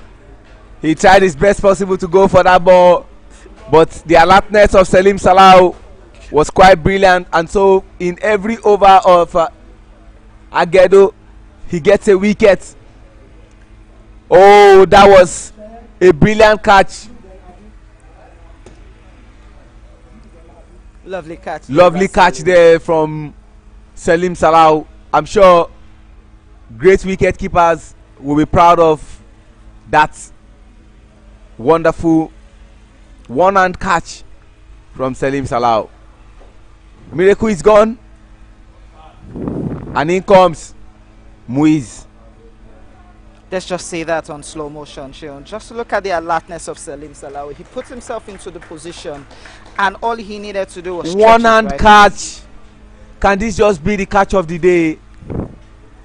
You dive for that kind of ball with one hand, and you are landing, and the ball is still did not fall from your hand. That's brilliant and eye-popping from Salim Salau. In comes Muiz to have a feel of what Ehosa is bowling. 65 needed in 100 balls. It's 19 for 2.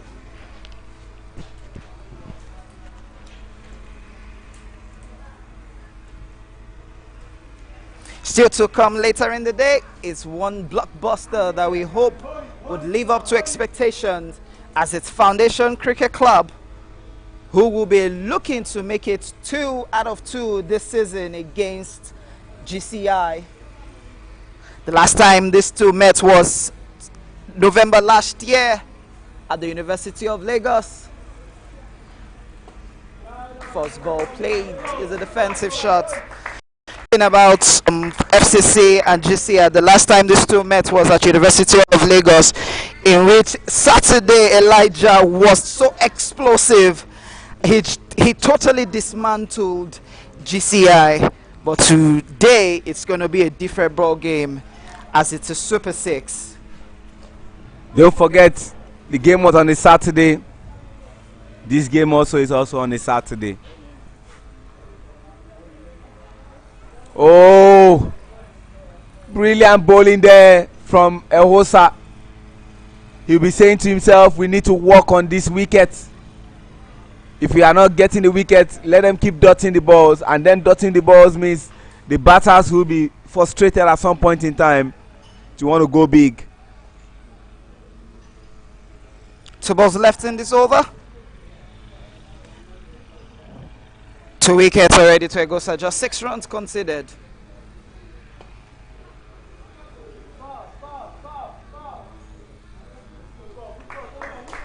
Good over from Ehosa up until this moment.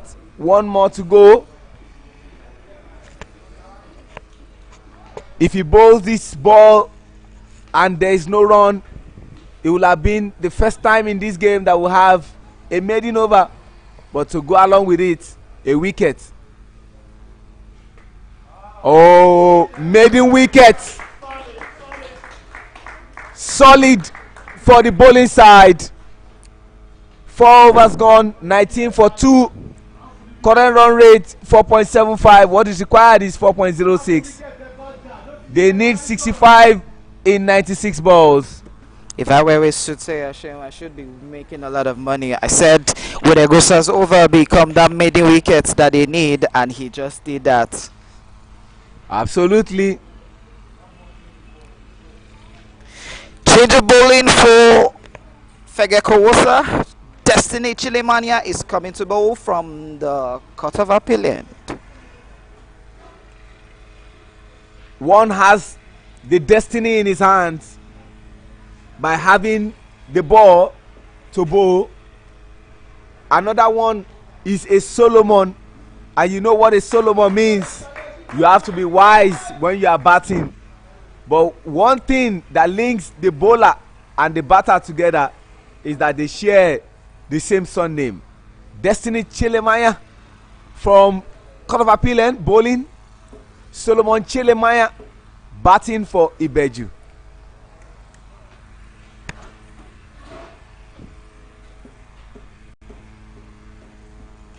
First ball of the 5th over.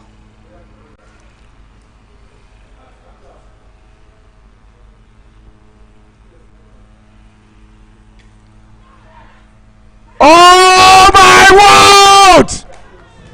Ladies and gentlemen, children of all ages, that was experience at its apex. Let's see that on the replay. Unbelievable. Let's see that on the replay. I just had to open up. Ladies and gentlemen, just look at that shot, Shell. Middle of the bat. Look at one-handed Emmanuel Okudili getting the wicket of Solomon Chilemaya. I told you, I said there is a destiny with the ball. There is a Solomon who needed to be wise when he was batting. But guess what? One with the ball is destiny. The one who was batting was a Solomon. But the one who caught the ball is Emmanuel, which is God is with us. What a story. We are having drama. Drama all the way.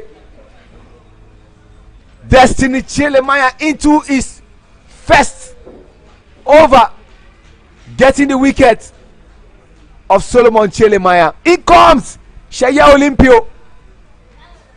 Sheye was absolutely marauding with the ball.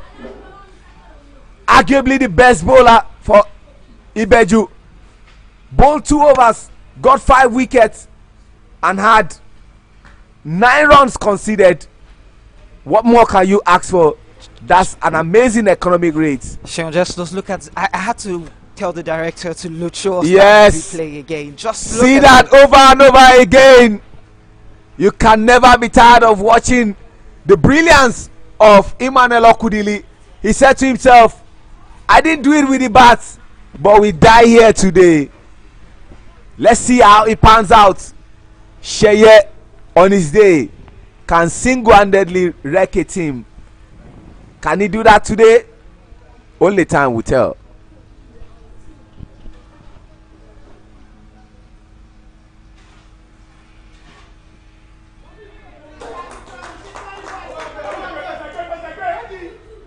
Can they go for 2? Looks a bit risky, but Sheye makes it.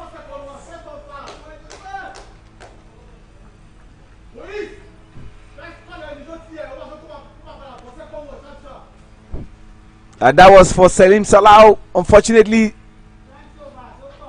Salim gave away those 2 runs.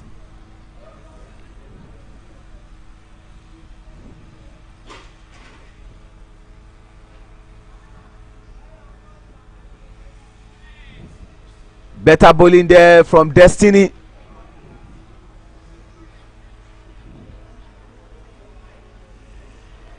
Sheye Olympio trying to understand what Destiny is doing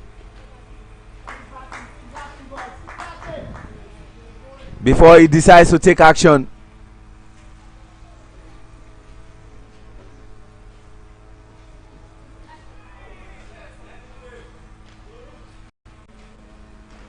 Good bowling there from Destiny, making things a bit difficult for Sheye.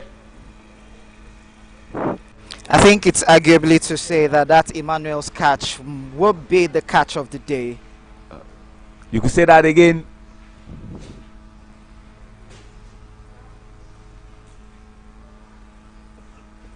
Shots from Sheye Olympio, still showing his top class.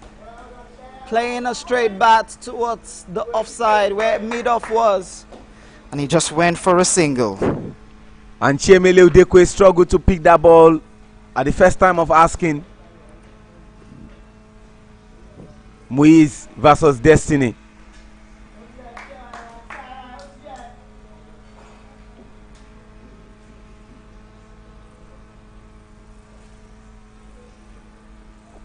Oh, lovely bowling there from Destiny in that over. His first over, and he considered 3 runs. 5 overs gone, 22 for 3. We just need to see that wicket again, Sean. That wicket is a top class wicket. That shows the experience you have as long as you are still in this side.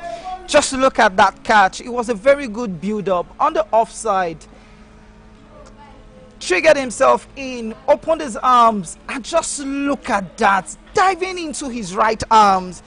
As even though we were making jest of him earlier on in the innings, but he has just proven us wrong that he is still physically fit, and Emmanuel Okudili has just done justice to that. Like we say, form is temporary, class is permanent. You saw the class at bowling from Sheye in the first innings.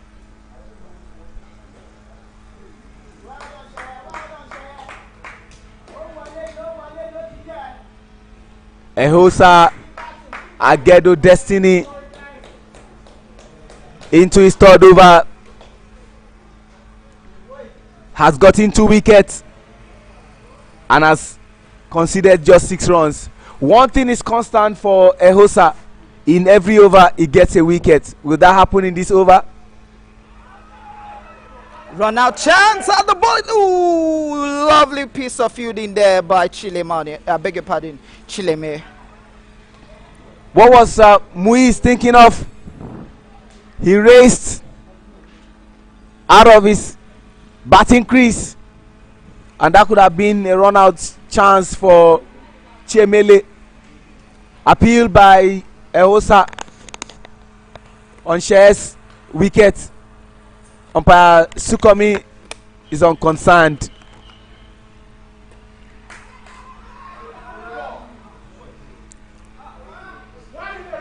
Where is he running to, Sean? Where is he lucky. running to? He is like he has a spring in his shoes that's just telling him, you know what, take off immediately.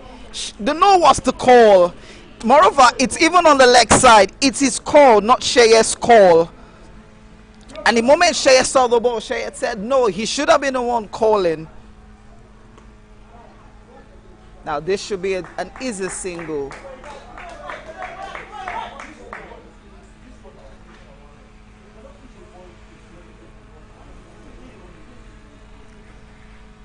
But like we always say, while Sheye might not have seen that ball going to square leg, I think it has to be a communication between both batters before that run can be taken, not one person unilaterally taking a decision.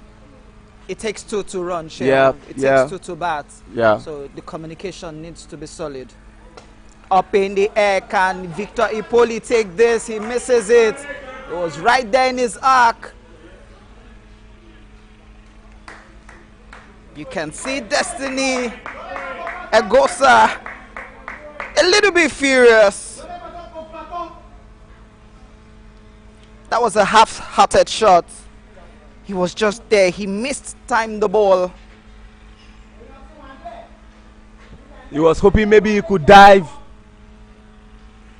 to pick that ball. Last ball of this over. And for the first time, Fegocowosa will be bowling and not getting a wicket. But we have come to the end of the 6th over. End of power play, 25 for 3. Current run rate is 4.17. And what is required is 4.21. The batting scorecard, Daniel Ajeku, 1 run is scored after facing 5 balls. Miracle Aigbe faced 9 balls, scored 8 runs. Solomon Chelemaya faced 7 balls and scored 5 runs. Anima Shao Muiz and Sheye Olympio still batting. They are faced in between them 15 balls and combined to just score 4 runs.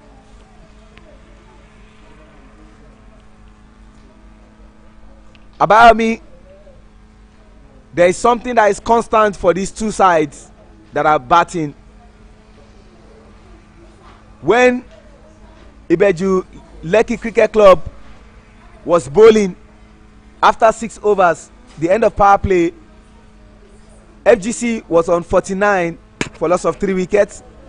Now at the end of the power play, Ibeju are 25 for 3. 3 is constant. You're definitely right, Sheon. 3 is constant. Lovely straight drive from Sheye Olympio. Sheye still showing his class and form, even as big as he is physically. He's physically fit. You can't be a fitness trainer and you will be representing what you preach. Destiny from the Court of Appeal end. No run. Destiny will be saying, as long as they don't score runs, I will continue to pile pressure on them.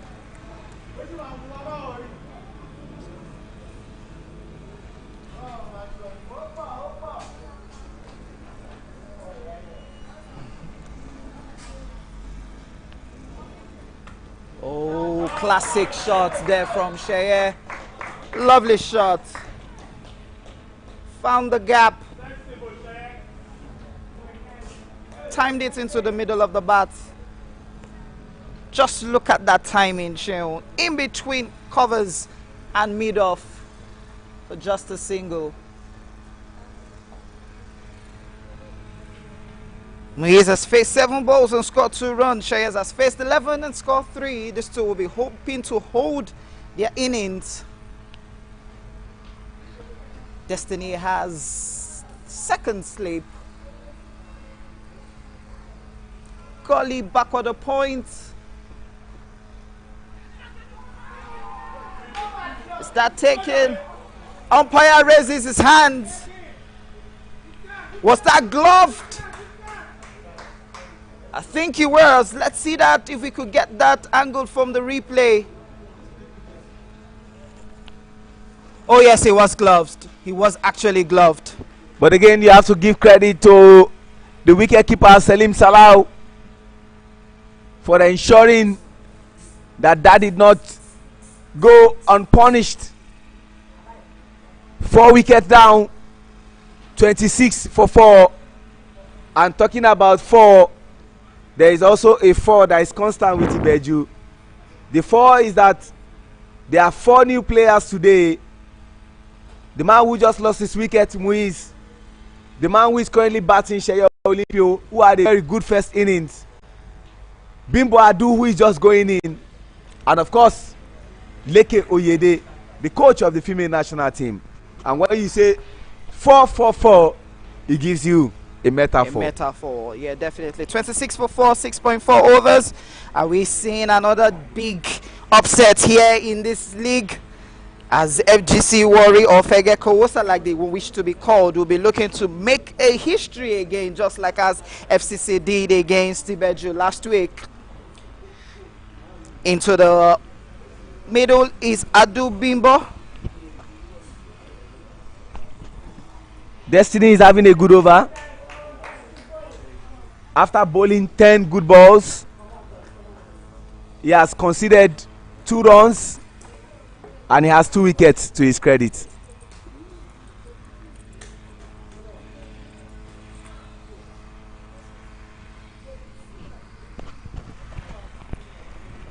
First ball of this over.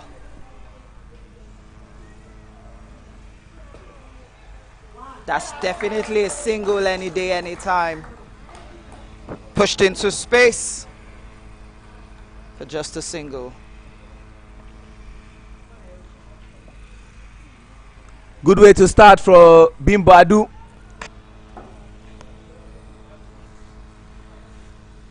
It's always very good as a batter that the first ball that you are bowled, you score a run or runs as it were, so you can get that monkey off your back.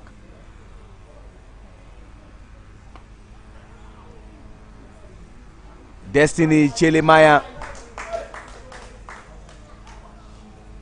And that brings us to the end of the 7th over. 27 runs for loss of 4 wickets. 3.86 current run rate, and what is required is 4.38. They need 57 runs in 78 balls. Now it just seems like the pace bowlers are actually getting the wickets, asking questions all the time. 4 wickets already within the 7th over. It's something FGC Warri will be happier about, but Ibeju still seem technically to be in control. 57 in 78 balls. You said this game might probably get into the wire. A lot of critics would have said no, but it seems like your predictions might actually be coming to play. I've seen 99 and 100 means nothing to me. Like I told you, I said never would this game end in the power play. Never would this game end in the 10th over. This game is going to drag us to a very, very long over. But the Ibeju guys still have some good batters. See out, aside from the 2 that are batting, Bimbo and Sheye. They've still got batters like Sheye. They got players like Prosper Hussaini. Gafaru is still very much available. Bonaventure is still very much available. So it's still game on.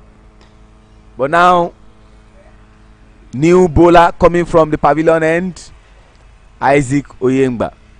Spin bowling.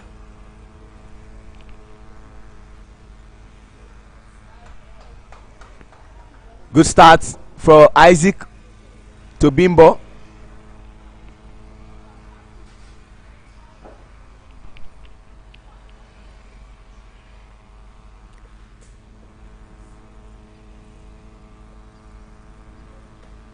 Back foot straight towards Destiny. Ooh, he tried to pick that to throw. The whole idea will be this, Shell. Forget the boundaries. Just keep rotating the strikes. Absolutely. Keep the balls, keep the ball ticking, ball per ball, and you will definitely get to your destination.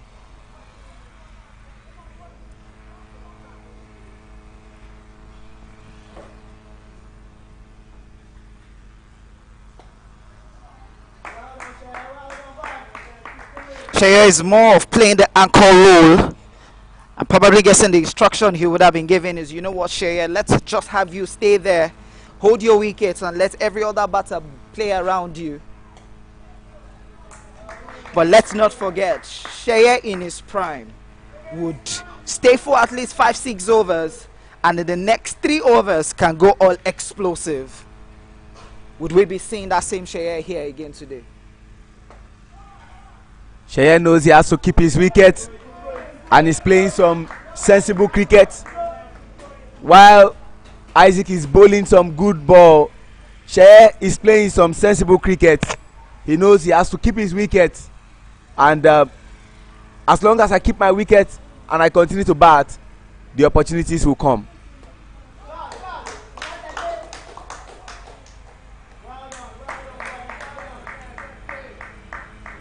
What a brilliant over from Isaac. He considered just 2 runs in that over. And we have come to the end of the 8th over, 29 for 4. The required run rate is 4.58 and what they have is 3.53. They need 55 runs. 3.63 is what the current run rate is talking about. Adubimbo and Sheye Olympio batting. 72 balls left to be bowled in this innings before we call it an end. Who will be victorious at the end of the day? Would it be Ibeju Lekki Cricket Club 1 or would it be Fegocowosa? It's just a matter of 60 minutes left in this innings. When you talk about Sheye Olympio, you talk about a player who scored one of the fastest 50s for Nigeria in international competition. Scored 50 runs off 17 balls. It could be that explosive on his day. Chiemele Udekwe, after laboring for 2 overs and conceding 12 runs, is yet to get a wicket into his 3rd over.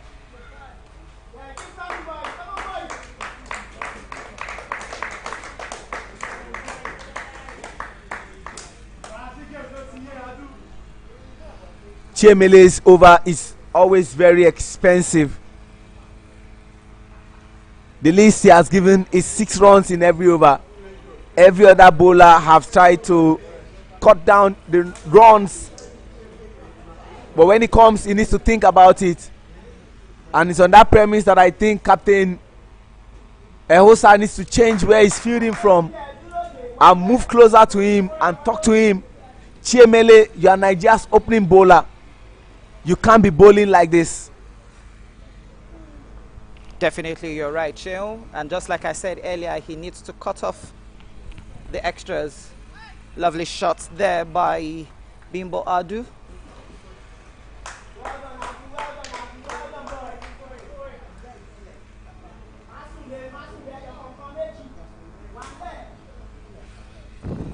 Chiemele Udekwe from the Court of Appeal end into his 3rd over, still in search of a wicket.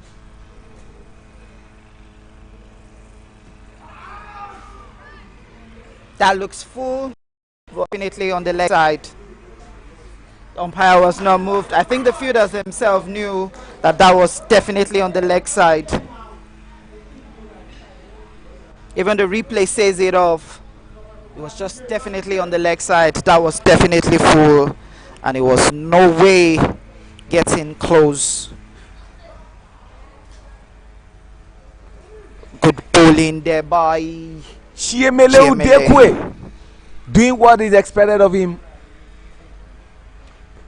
Doing what I know is Steve Ogonji Chikolo, the one they call the Gonzi Guns, who is very much available, the high performance manager and the coach of the Yellow Greens, who is very much around, who be proud of.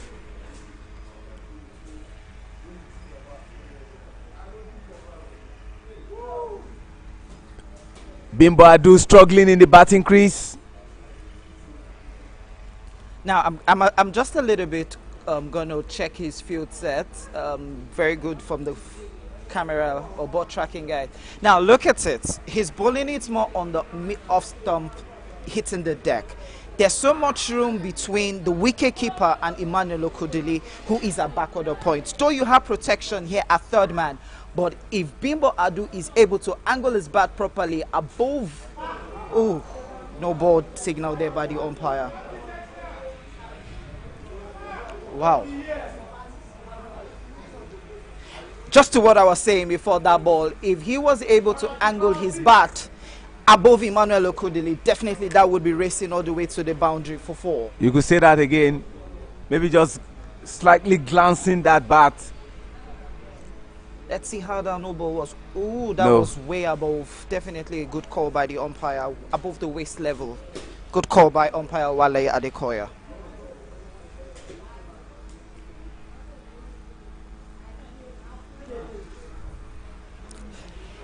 There's this philosophy I'm always trying to ask myself, Sheil. Once a batter in Nigeria hears a free hit, the next thing they have at the back of their head is to try and hit that ball to the boundary. What happens to just push the ball and get off strike? No, the whole idea is except they run me out, even if I'm caught, I'm still very much there. It's a free hit. Let me take advantage of that opportunity. But I think Chemele was very sensible with that bowling, delay the ball. These are missed opportunities for Bimbo Adu.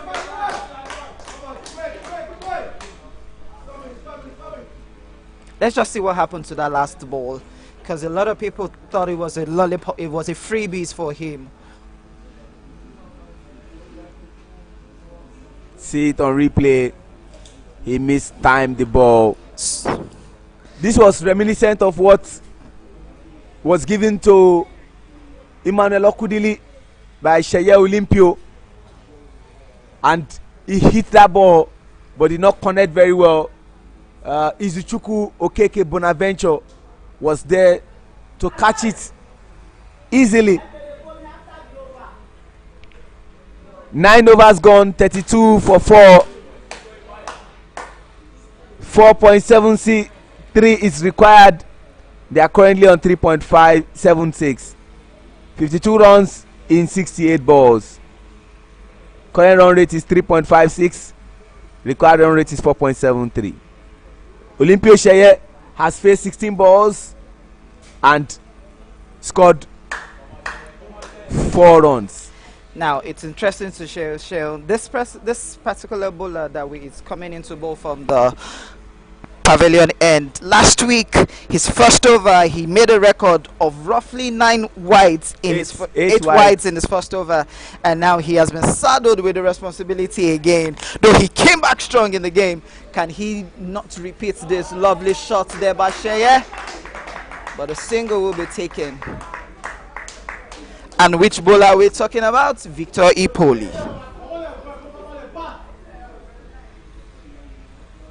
And that was good stop there from Destiny, throwing his body at the ball, ensuring that just 1 run will be taken. Though he had protection from Abdul Fatai Abdul Samad.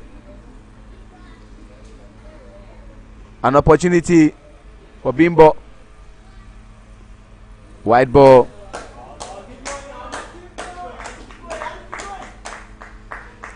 These two batters have really done a very good partnership, holding on even though the runs are not coming, but the whole idea is just to hold on to your innings and keep it there.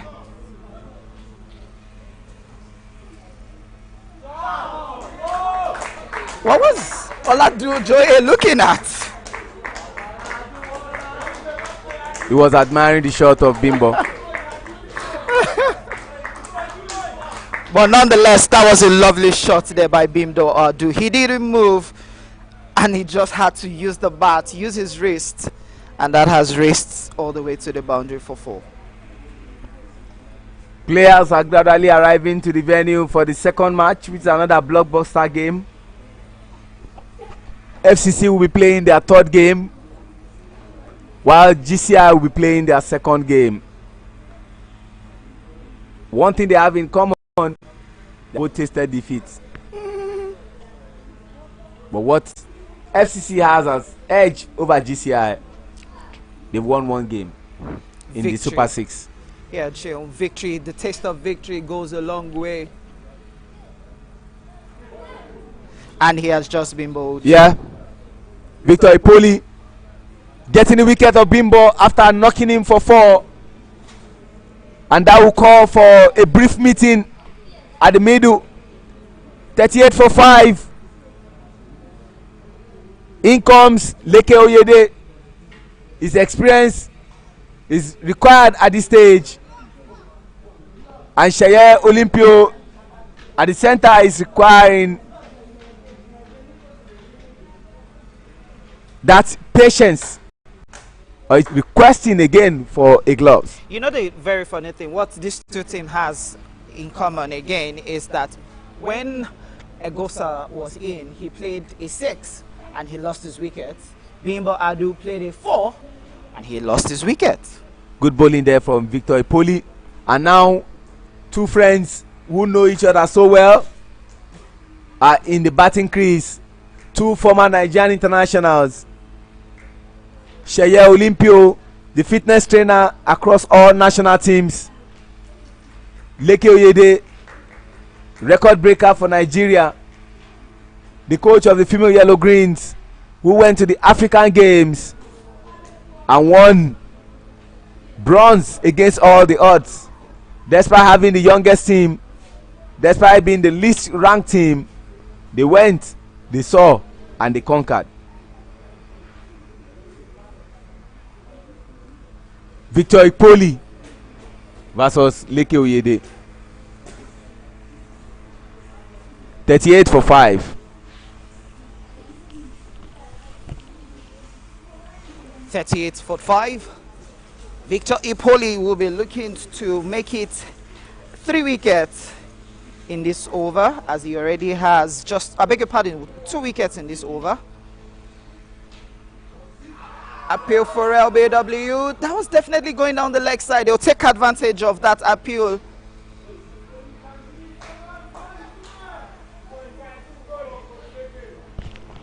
That was close. Victor looking at the face of Sukomi. Now they are on 39 runs. This was a run that a player single-handedly scored against Government College Ibadan Old Boys Cricket Club, and that's Ridwan Abdul Karim. Scored 39 not out.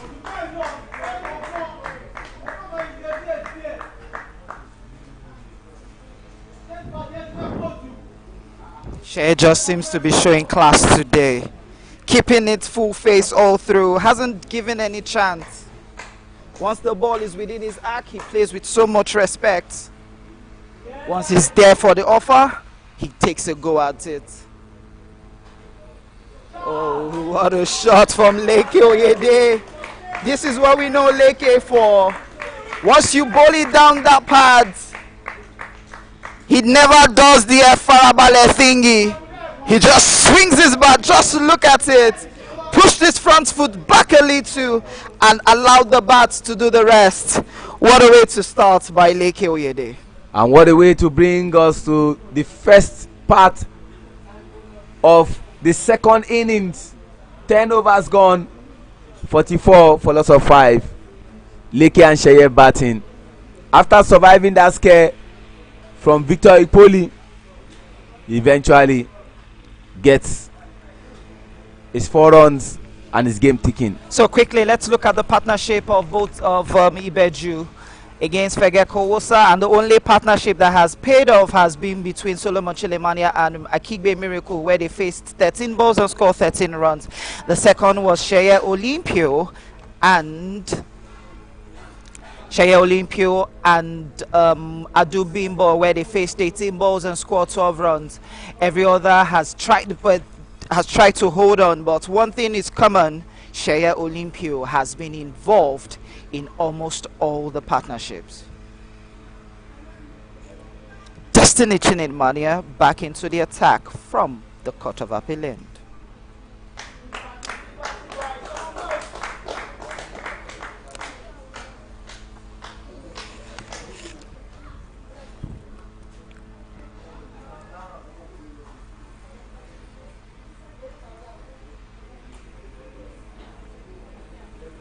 Wide ball signal there by the umpire.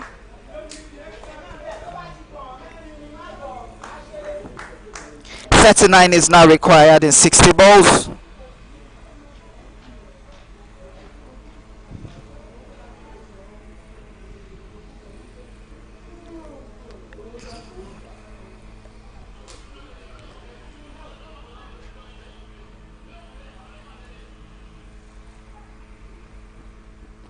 Lovely touch there by Sheye. Pushed it towards the leg side. Selim Salah will have to chase that down, but the batters will go for 2. Lekki is looking for the 3rd, but Sheye says no. He can only take 2 runs. Let's see that, if we can get that on the replay again. Lovely angling of the bat. He knew there was so much room for him on the leg side, and he just did justice to that.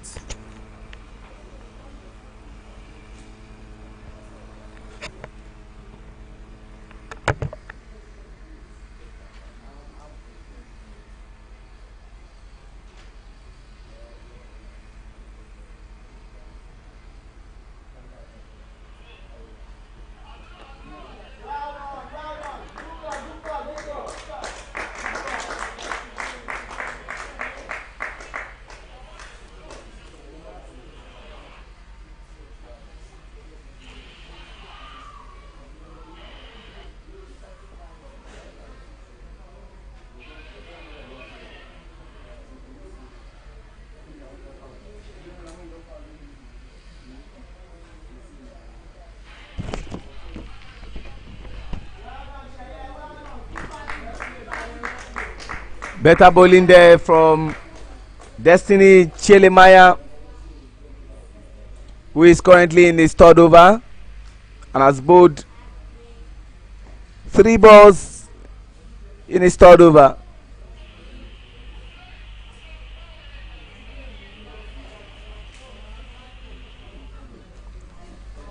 Skies it up, no man's land. They will go for comfortable 2 runs.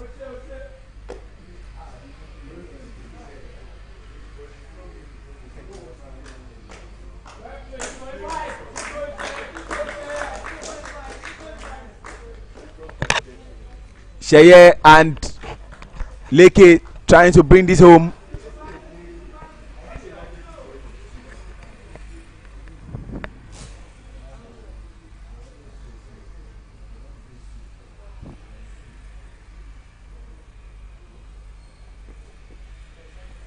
Better bowling there from Destiny.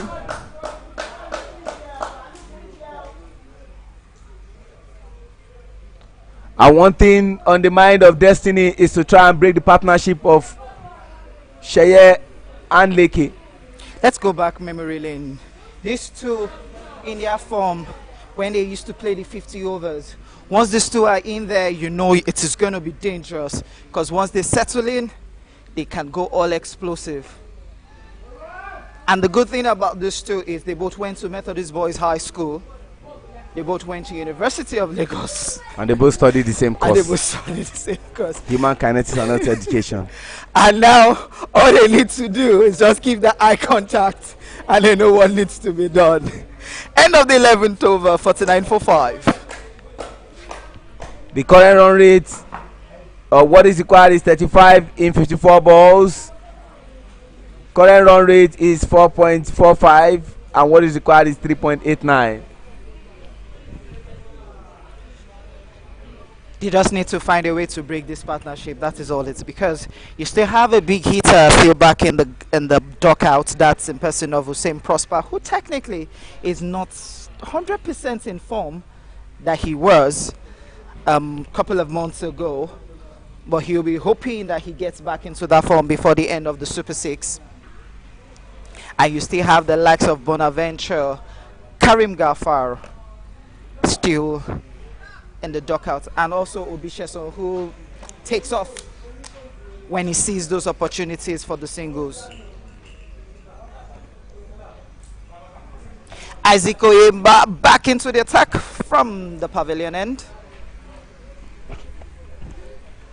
The hopes and the aspiration of all FGC Warri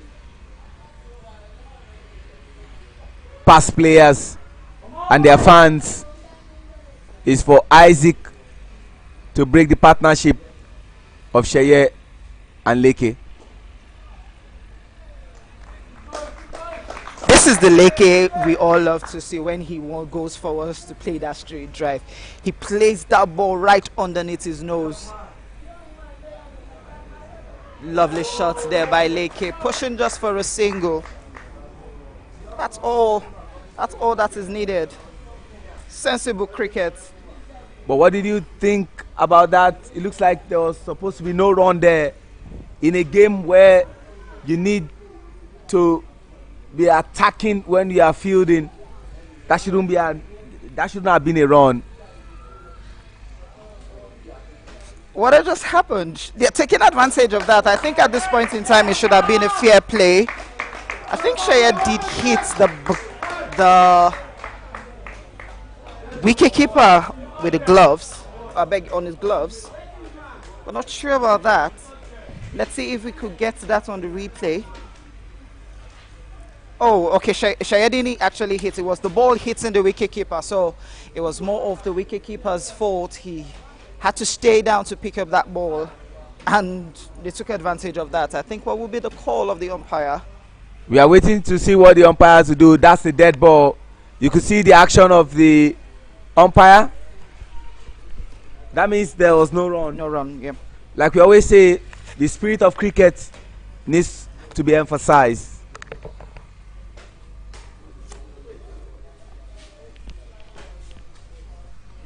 $50 for 5 after 11 overs.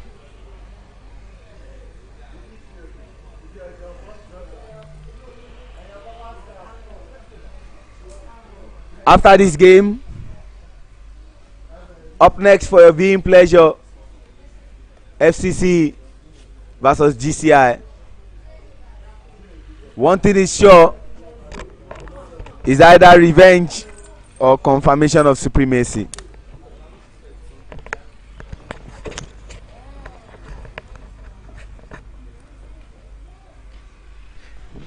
Revenge or supremacy, Sean, you're definitely right. Yeah.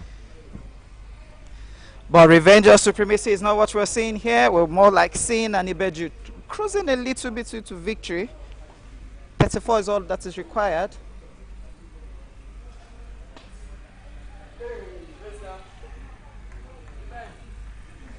No run conceded. Good stop from Emmanuel Olokere. Unfortunately, the other Olokere is unavoidably absent. Isaac.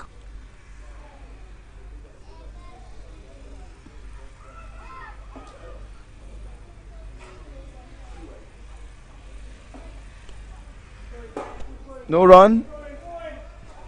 We're currently into the second over of Isaac Oyengba, and I just considered only 3 runs after bowling 11 balls.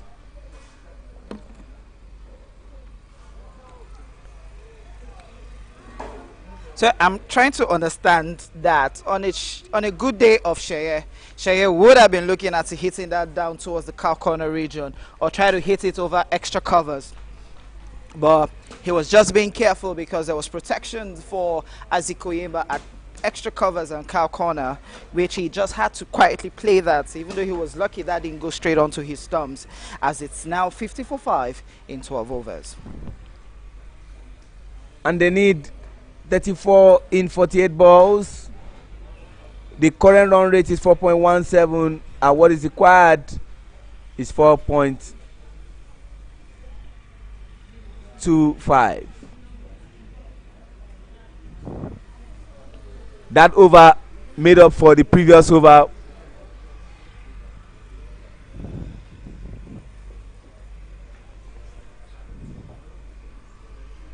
Captain coming into the attack from the Court of Appeal, Fegocowosa. He'll be looking to break this partnership. That's what's on the mind of Osa.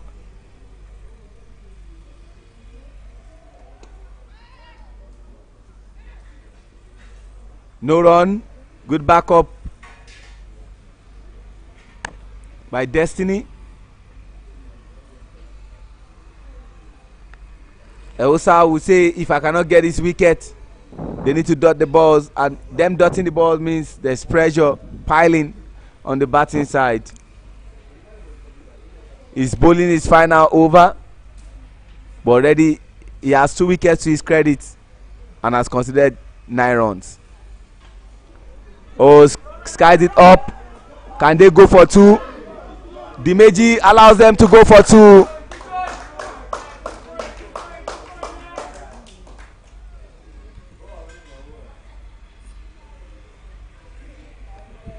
And it's 2 runs.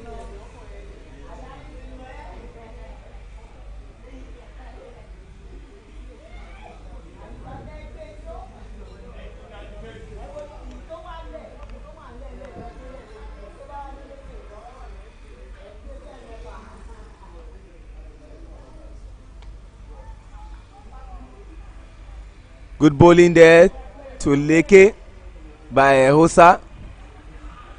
And good stop by Isaac Oyengba at mid wicket. Change of position. Dimeji has been taken into the inner ring. Samad has taken his position at fine leg. Classic batting there by Lekki Oyede. You said it earlier in like 2 or 3 overs. How would you push that and still take a single? And he has just done it again. And I do want to be a little bit disrespectful to the fielder there, but I think the 2 batters have identified that that is one of the weakest, slowest fielder for Fegocowosa. And that's why once they push the ball there, they just know it's the single. And that's what Lekki has just proved to now.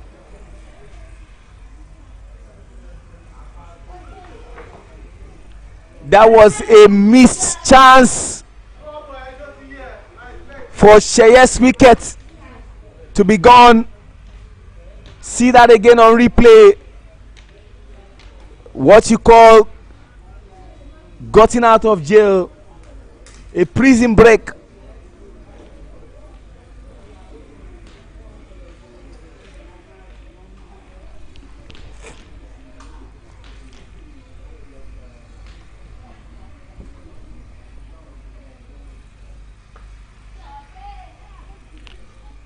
Good stop there at mid wicket from Isaac.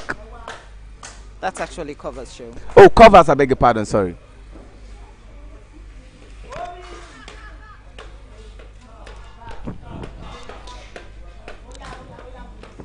And that brings us to the end of the 13th over, 53 for 5. Current run rate 4.13. They need 31 runs in 43 balls. And what is required is 4.33. Now they need to start working with the wickets. Ibeju has batters. They have overs in their favor.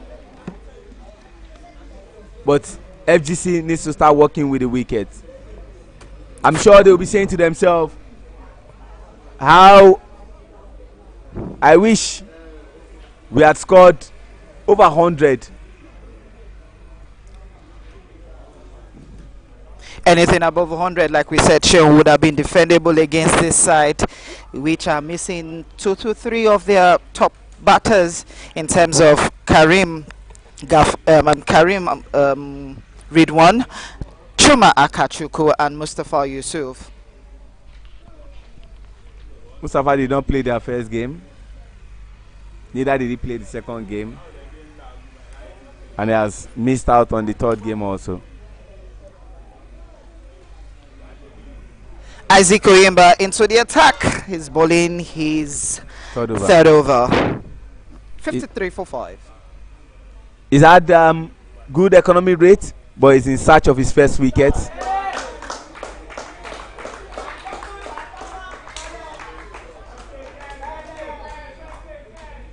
Classic from Lekki Oyede.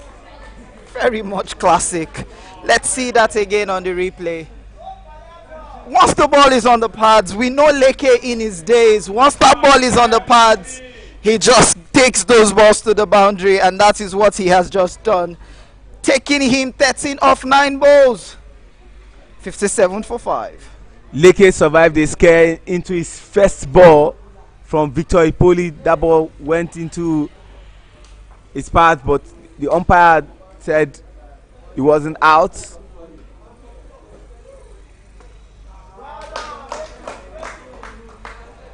Can they go for 2? Chemele Udekwe will not allow.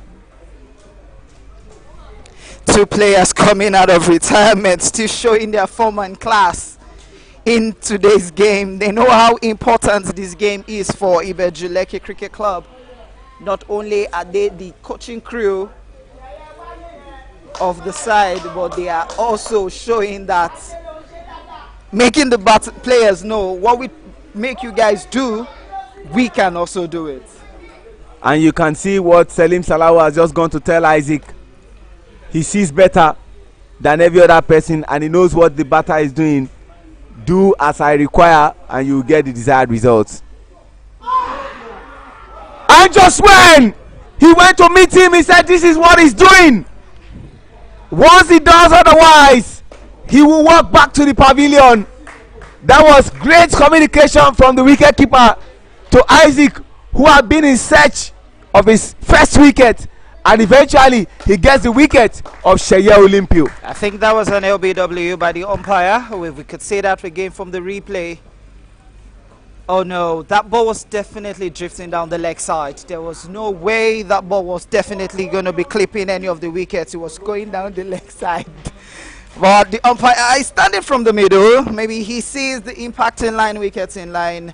But we could actually argue that from our angle because of the way the position of Sheye was. It was actually... So let's look at the trigger movement again from Sheye. Just look at it. He went... Oh, his legs was definitely down the leg side, but umpire thinks otherwise. He's in the center. I'm not saying the umpire is not correct. He is actually correct, but in the fair play, Sheye has just lost his wicket. They needed to break the partnership of Sheye and Lekki. And in comes Prosper Hussaini.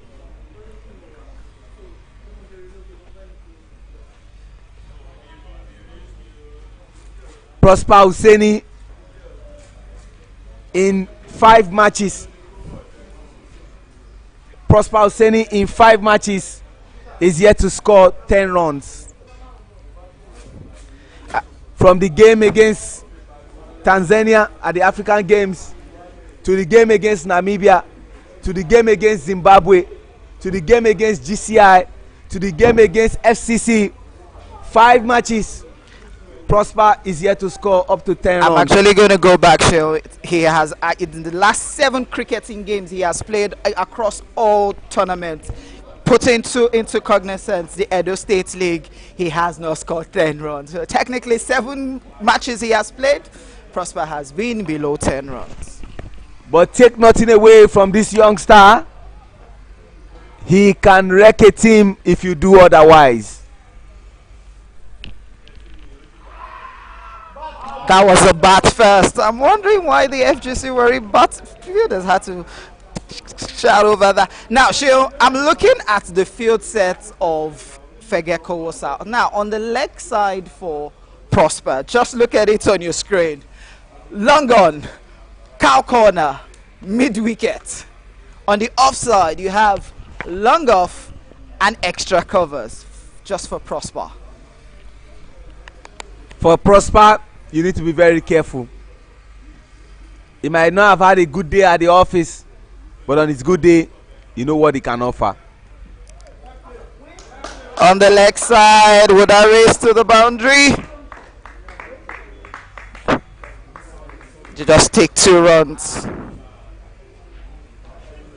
I think at this point, Show, if he scores a 10, we at the comms box should actually clap him for him, because we've been saying in the last 7 games he hasn't scored much runs. Well, everyone would have their off day, but what you don't want is to have that off day to be too much. It has a way of affecting your psyche.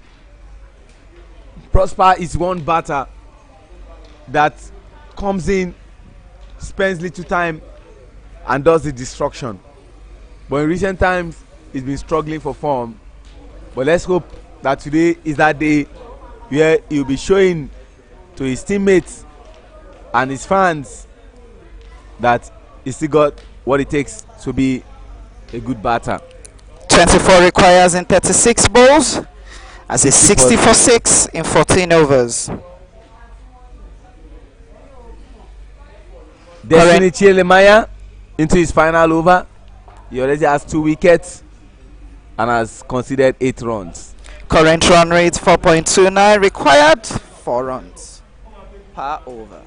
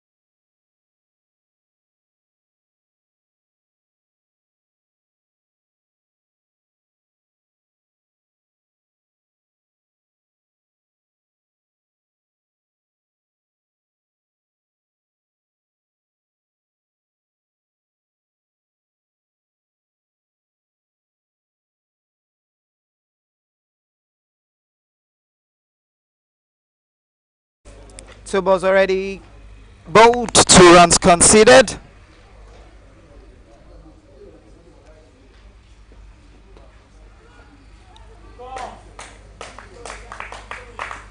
Lekki Oyede still holding his innings. He's actually the coach of Ibeju Lekki Cricket Club. Not only is he the coach of the female national team, but also the coach of Ibeju Lekki Cricket Club. So I'm sure he has a point to prove to his players.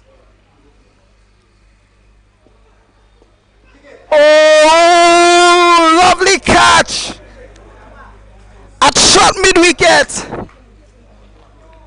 That's a lovely catch straight into the fielder's hands. Lekki felt bad about that. Let's see that again on the replay. Just straight into the fielder's hand. He was just right there at short square leg. I beg your pardon, not short mid-wicket, short square leg. And Lekki has just lost his wicket, and Ibeju has lost their 7th wicket as it's 62 for 7 in 14.4 overs. That was a lovely catch there.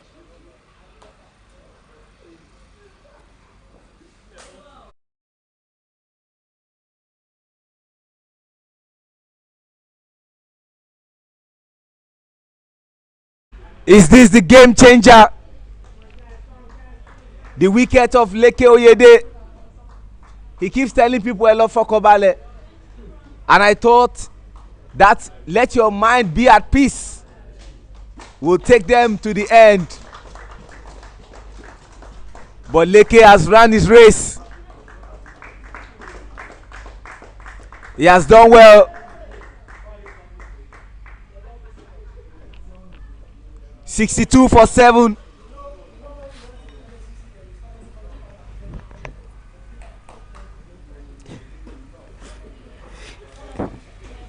Now into the middle is Karim Gafar, Ridwan's brother. I don't know whether it's his elder brother or his younger brother.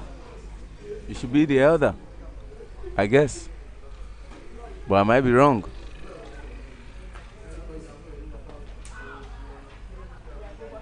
Run out chance at the keeper's end.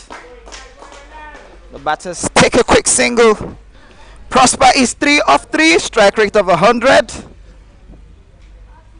Destiny Chelemaya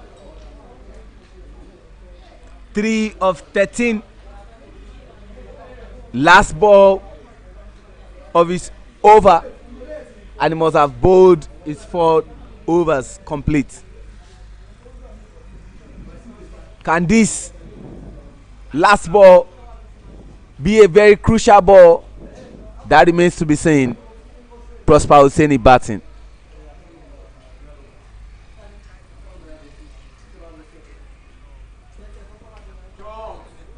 And that's what he gives you.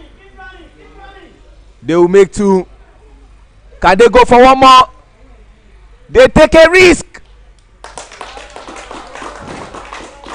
And the risk paid off. This is a frenetic end. I told you, Abayomi, that this game is going to be a frenetic finish. 65 for 7. They require 19 in 31 balls. The current run rate is 3.68.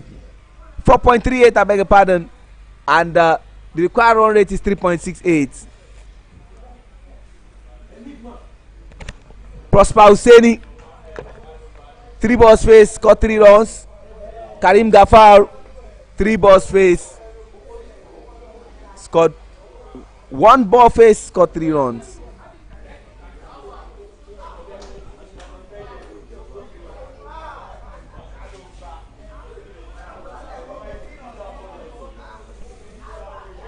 Prosper Hussaini, correction please, has faced 4 balls and scored 6 runs.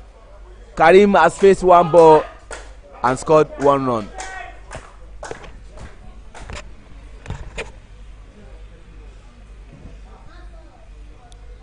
Quick expo about me for people watching from home. The game between FCC and GCI I had an opportunity to talk to David Ankra, the captain of FCC. He said today is about confirmation of supremacy over GCI. No ball is the call. Can they go for two? They will be pushing for it, and the fear Abdul Samad just made that too easy for the batters. No ball is the call. How many fielders are outside? 1, 2, 3, 4, 5, 6 fielders outside. This is certainly not what Fegocowosa will be looking at. 6 fielders outside. They need to bring 1 fielder in. Having 6 fielders outside, it's not something I would have expected them to bring in. Fine leg in. I would have expected them to bring in fine leg rather than bring in long on for Prosper Hussaini. Knowing truly whether it was Victor Ipoli that is bowling. And just look at it, I think that's... Oh, why did he stop? And you can see the gesture of Emmanuel Okudili telling him, why did you stop? You should have continued with your running.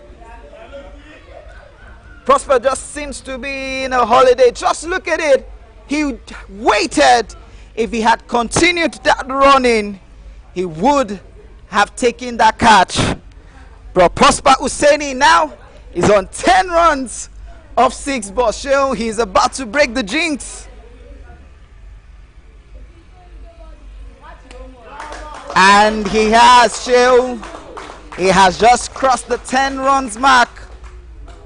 Good comeback from Prosper Hussaini, trying to get his batting form in place. Well, I also had the opportunity to speak with the captain of GCI, Isaac Okpe. And he said, one thing that is sure, my brother Sylvester Okpe is off today's game, but tomorrow, all other things being equal, he should be around for the Island Titans game. Yes, so there's going to be so much replacement. Just coming in for GCI is Afrete, who has been a little bit quiet. But let's just focus on today's game. 72 for 7 in 15.2 overs. 12 runs required in 28 balls.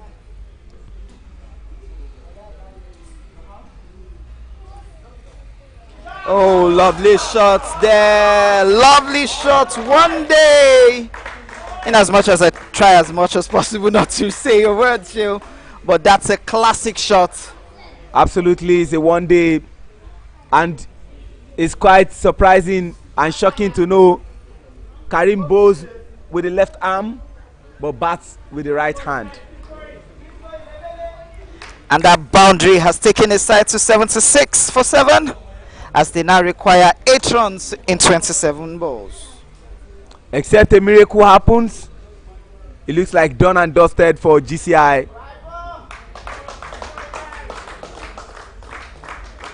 Yes, just 7 runs is all that is required now. Now look at this number showing you have 444 for a metaphor, but what do you call 77 for 7? 777 according to Shina Peter is a number. The ace musician. Oh, that was close. This is interesting, Shil. 77 runs required. 77 runs on the board. 7 wickets. 7 runs required. Still the same. 777. Yeah. Except a miracle happens, Ibeju will be winning their second game of their 3 matches. Again on the leg side, but this time they will take advantage of it. And umpire Sukomi Odedele signaling a leg by.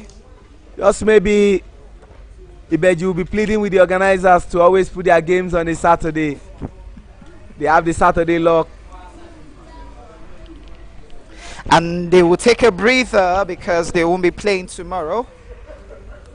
So which means they would have opportunity to regroup and re-strategize, and hopefully they have all their players back again for their next game.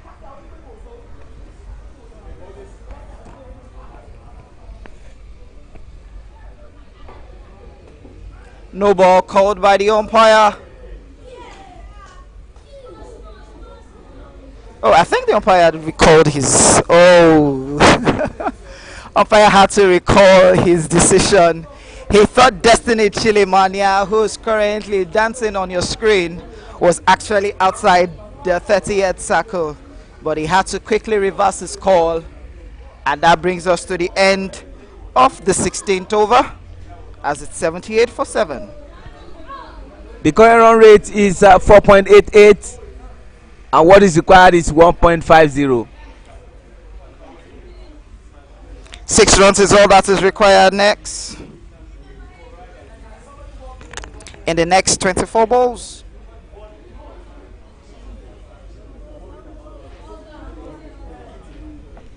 FGC will look at this game and say to themselves, we bungled this game by ourselves.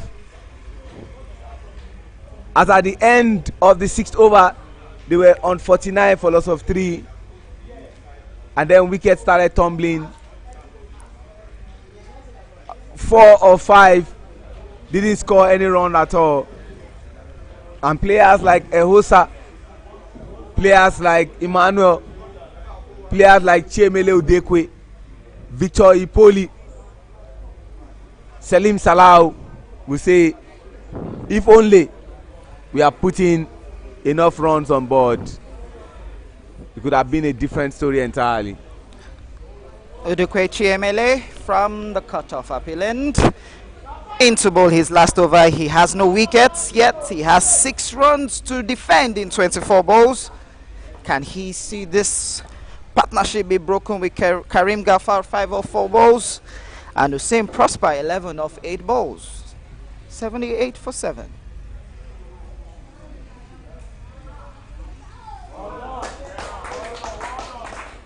Just a single straight to Dimeji. A third man. Will they take advantage of that sloppy fielding from Dimeji? That was totally uncalled for Dimeji, not at this point in time. Let's look at that. He picked it up, but the ball hit his body, and the batters took advantage of that, and they take 2.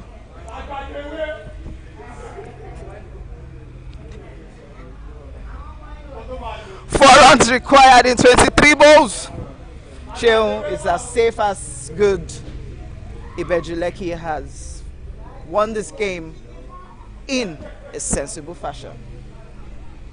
And I owe this victory to 2 players, Lekki Oyede and Sheye Olympio. Their experience was quite helpful.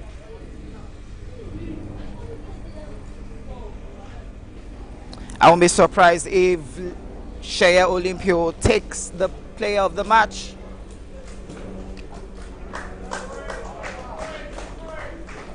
Good push there by Karim Gafar for a single. 3 runs already taken. 3 runs required.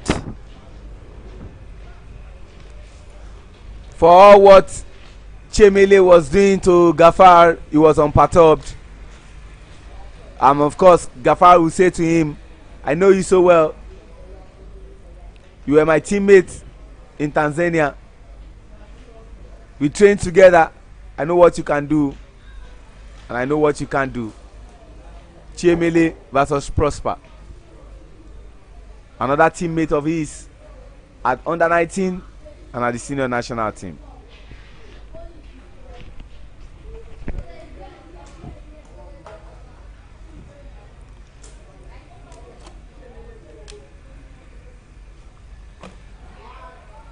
Oh, run out chance. Prosper say, no, not just at the under 19 at the national team, even in the same club, no limit. These 2 are both teammates.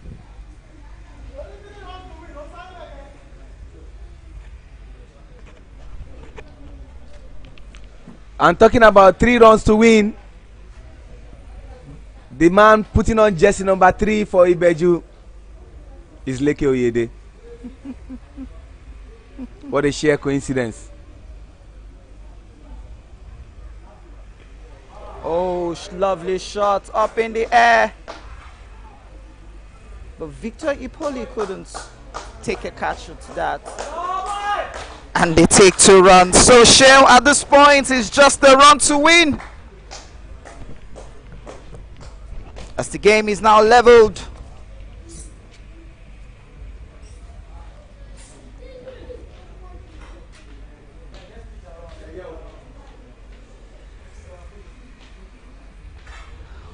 One run left, and Ibeju will be crowned winners for today's game. Melee to Prosper, the very last ball.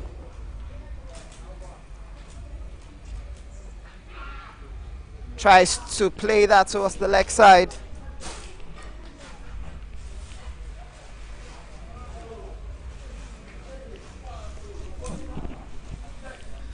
Last ball, can Prosper Hussaini finish it up in this over?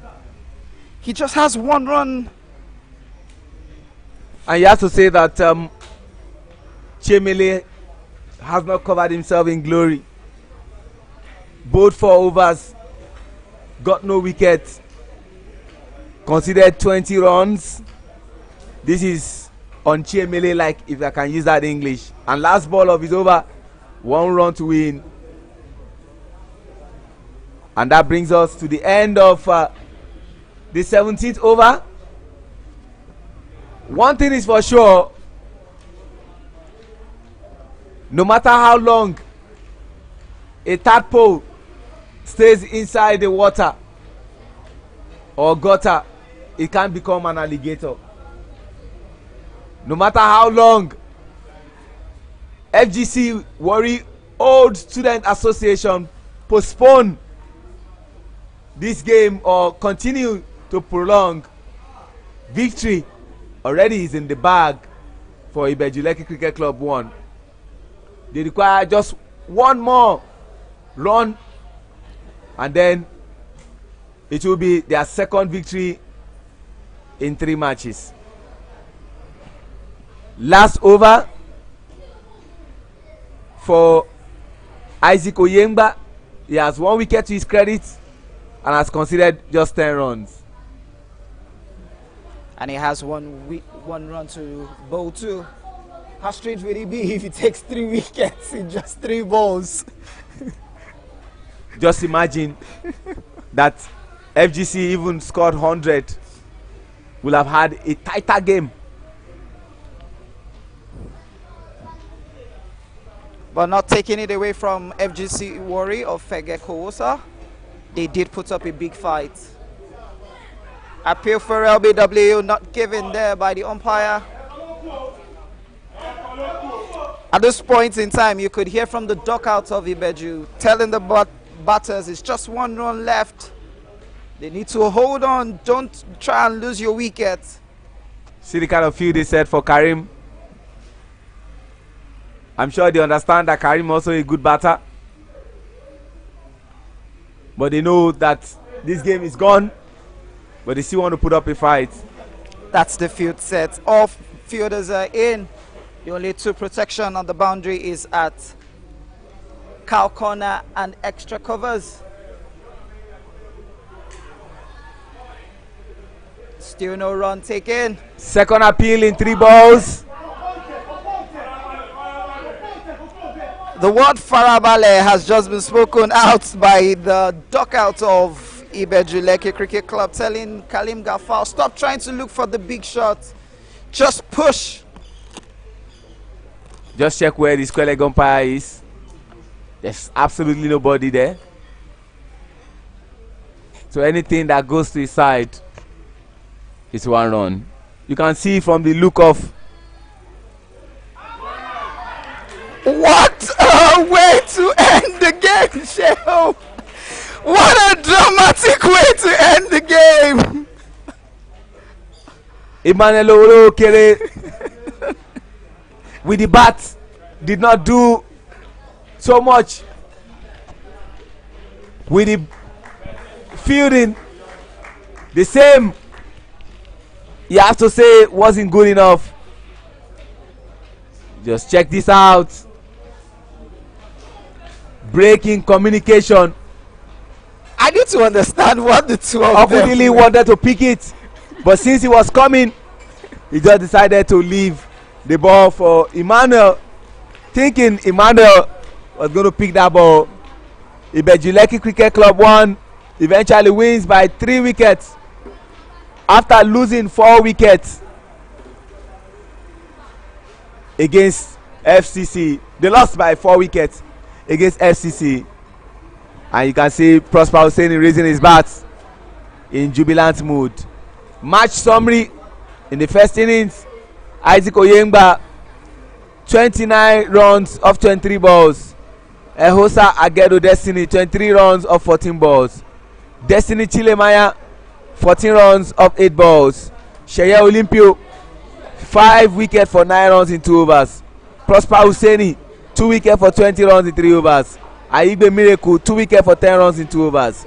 And for the batting, Leke Oyede 15 runs after facing 13 balls.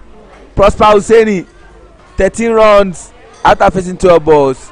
Olympio Sheye 10 runs after facing 32 balls. And Destiny Chilemaya 3 wickets for 14 runs in 4 overs. Ehosa Agedo Destiny 2 wickets for 12 runs in 4 overs. Isaac Oyengba 1 wicket for 11 runs in 3.4 overs. To bring the matter to a close, we shall be coming with, and this is what it looks like, winning by 3 wickets. Victory is sweet, and you can see the ground staff already preparing the ground for the second game, FCC versus GCI. Sheon, just look at the point table. You have Ibeju. That would technically will be second on the table. But I beg your pardon, we should be first on the table. We're just waiting for our Creek Heroes guys to update that. And while we're waiting to speak to the player of the match, we will be taking a quick slight break, as we would be back shortly.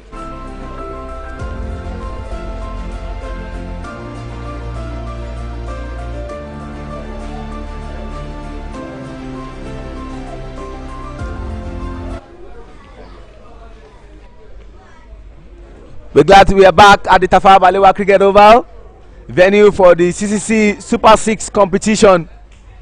A lovely day and a beautiful Saturday afternoon. At the commentary position, we have former Nigerian international and the coach of the female Yellow Greens, the victorious female Yellow Greens, the team that went to the African Games as the youngest team and the least ranked team, but eventually came with a bronze. Coach Adeleke Mutiu Oyede is with us at the commentary position. Good afternoon, Leke. Good afternoon. Leke, they say desperate times calls for desperate measure. For a lot of people who are watching you play today, they will be saying, but we thought Leke has scored time on his cricket career. What brought Leke back to today's game? Thank you very much. Cricket is a lovely game that everybody wants to be on the field. Either you are old or you are young. But the point is, the reason why I'm playing today is because many of our boys are engaged with many activities in school, in their respective universities. They are writing exam. About three of them had a practical exam, and 2 of them are not really feeling too well. So that prompted myself and Olympio to be on the field to assist the side, and let's impact some knowledge into the boys. Are you now saying that when the usual suspects come back, the Ridwan Abdul Karim, the David Abibode, the Chima Akachuku and the likes, you guys will have to step backwards and you revert to your normal position? Or this kind of performance that both of you have put up today will spur you on to say we want to continue to play? Absolutely, we retire from that international cricket. That doesn't mean that we will not still play cricket. However, the lads are still very young. When they get back on track, then they start having their game. If we think that is warrant or it's okay for we to, come into a game or two to still assist the boys, we are going to make that done. Before I let you go, Leke, how excited are you that you created history in Achimota, Ghana, youngest team, the least ranked team, but you never left without a podium finish. I am extremely happy about it. The most important thing is hard work and, you know, having God beside you. Just like a few of my friends used to say that they are small man with big God. I won't mention their names, they know themselves. So we put in a lot of hard work, and let's not forget the fact that the president, Mr. Uya Akpata, put in a lot of interest, you know, getting us equipment, equipping us, giving us so many things that's gonna you know, make us compete out there. And the girls are really ready to train, to play the game and enjoy themselves. So it's hard work, and we are not stopping. This is just the beginning. Finally, what next? We know Kwibuka is up next, the 10th edition. You have announced yourself in a big way. At last year's Kwibuka, which was the 9th edition, you beat Uganda. You're the first team to inflict a loss on Uganda in 2023. You beat Kenya twice. You beat Rwanda. Now you went to the African Games. You struggle with South Africa. You beat Namibia. You struggle with eventual champion Zimbabwe. You beat Uganda. You are beating Rwanda twice this year. You have announced yourself. What is up next in Kwibuka? Like I mentioned in the previous speech, I said we are not going to stop working hard. We have a lot of backings. We believe so much in hard work and God. The girls have started working on their respective region or zones or states, and we are not stopping. Very soon we are getting back in camp to see the girls' fitness again, because we're giving them assignments immediately after the All-African game. And I could see that many of them are working so hard to still, you know, to still maintain that position, and it's just going to be fine. It's just going to be fine seeing them do that. I love to talk to Lekki because he's an interviewer's delight. 2 more questions, but very short one. One, what can you say about Blessing Etim, your former captain? Etim has been one of the major player in the team. Not only a captain, she's a mother in the team, and she has carried a lot of people on her shoulder, and she has shown a lot of people in the team how the captaincy can be done, and which I'm happy about. I would still love to see such person even around when I'm having a camp, not to come and play, but just to still, you know, talk to the players, you know, sit with them and talk them through the game, how she was able to, you know, succeed in those stages, and the sky is the limit for her to get into the coaching department as well, because she has started building some athletes, some players too. Thank you very much, Lekki. You're welcome. I wanted to give you an in-swinger, but I'll save that. I wanted to say, so who is next for the captaincy? But I know Lekki will dodge it. I'm not going to dodge it. We have 3 people in the box. We are working on them. They are intelligent, their game awareness and game knowledge is sound, and we shall pick from those 3. Thank you very much, Lekki. And just very quickly, to the player of the match, Sheye Olympio, the fitness trainer across all national teams. Call time on his international career, but like we say, desperate times calls for desperate measure. Sheye came back, bowled just 2 overs, got 5 wickets and conceded 9 runs, and with the bat he also contributed 10 runs to emerge the player of the match. Sheye, congratulations. Thank you, Ajudagba. What brought Sheye out of his retirement? Like you said, desperate measures. We have a couple of our guys in the hospital, some of them writing exams, so we just need to we needed to fill in that spot for the guys and just to, you know, contribute our own part. Can I just ask this very tricky question? Based on what you have done today, yourself and Lekki, reminiscing those good old days, and some of your players being out, when they are back, are they going to step back for Lekki and Sheye, or Lekki and Sheye just goes back to their natural position? We go back to our natural positions. Like I said, I mean, we have done our own part, and when it requires us to come, we'll try our best, because the guys are there to compete for the national slots, and, you know, it would be unwise of us to deprive them of that opportunity to showcase their talents. Sheye, when was the last time you held the ball that your bowling spell is something that every bowler across the globe will be definitely proud of?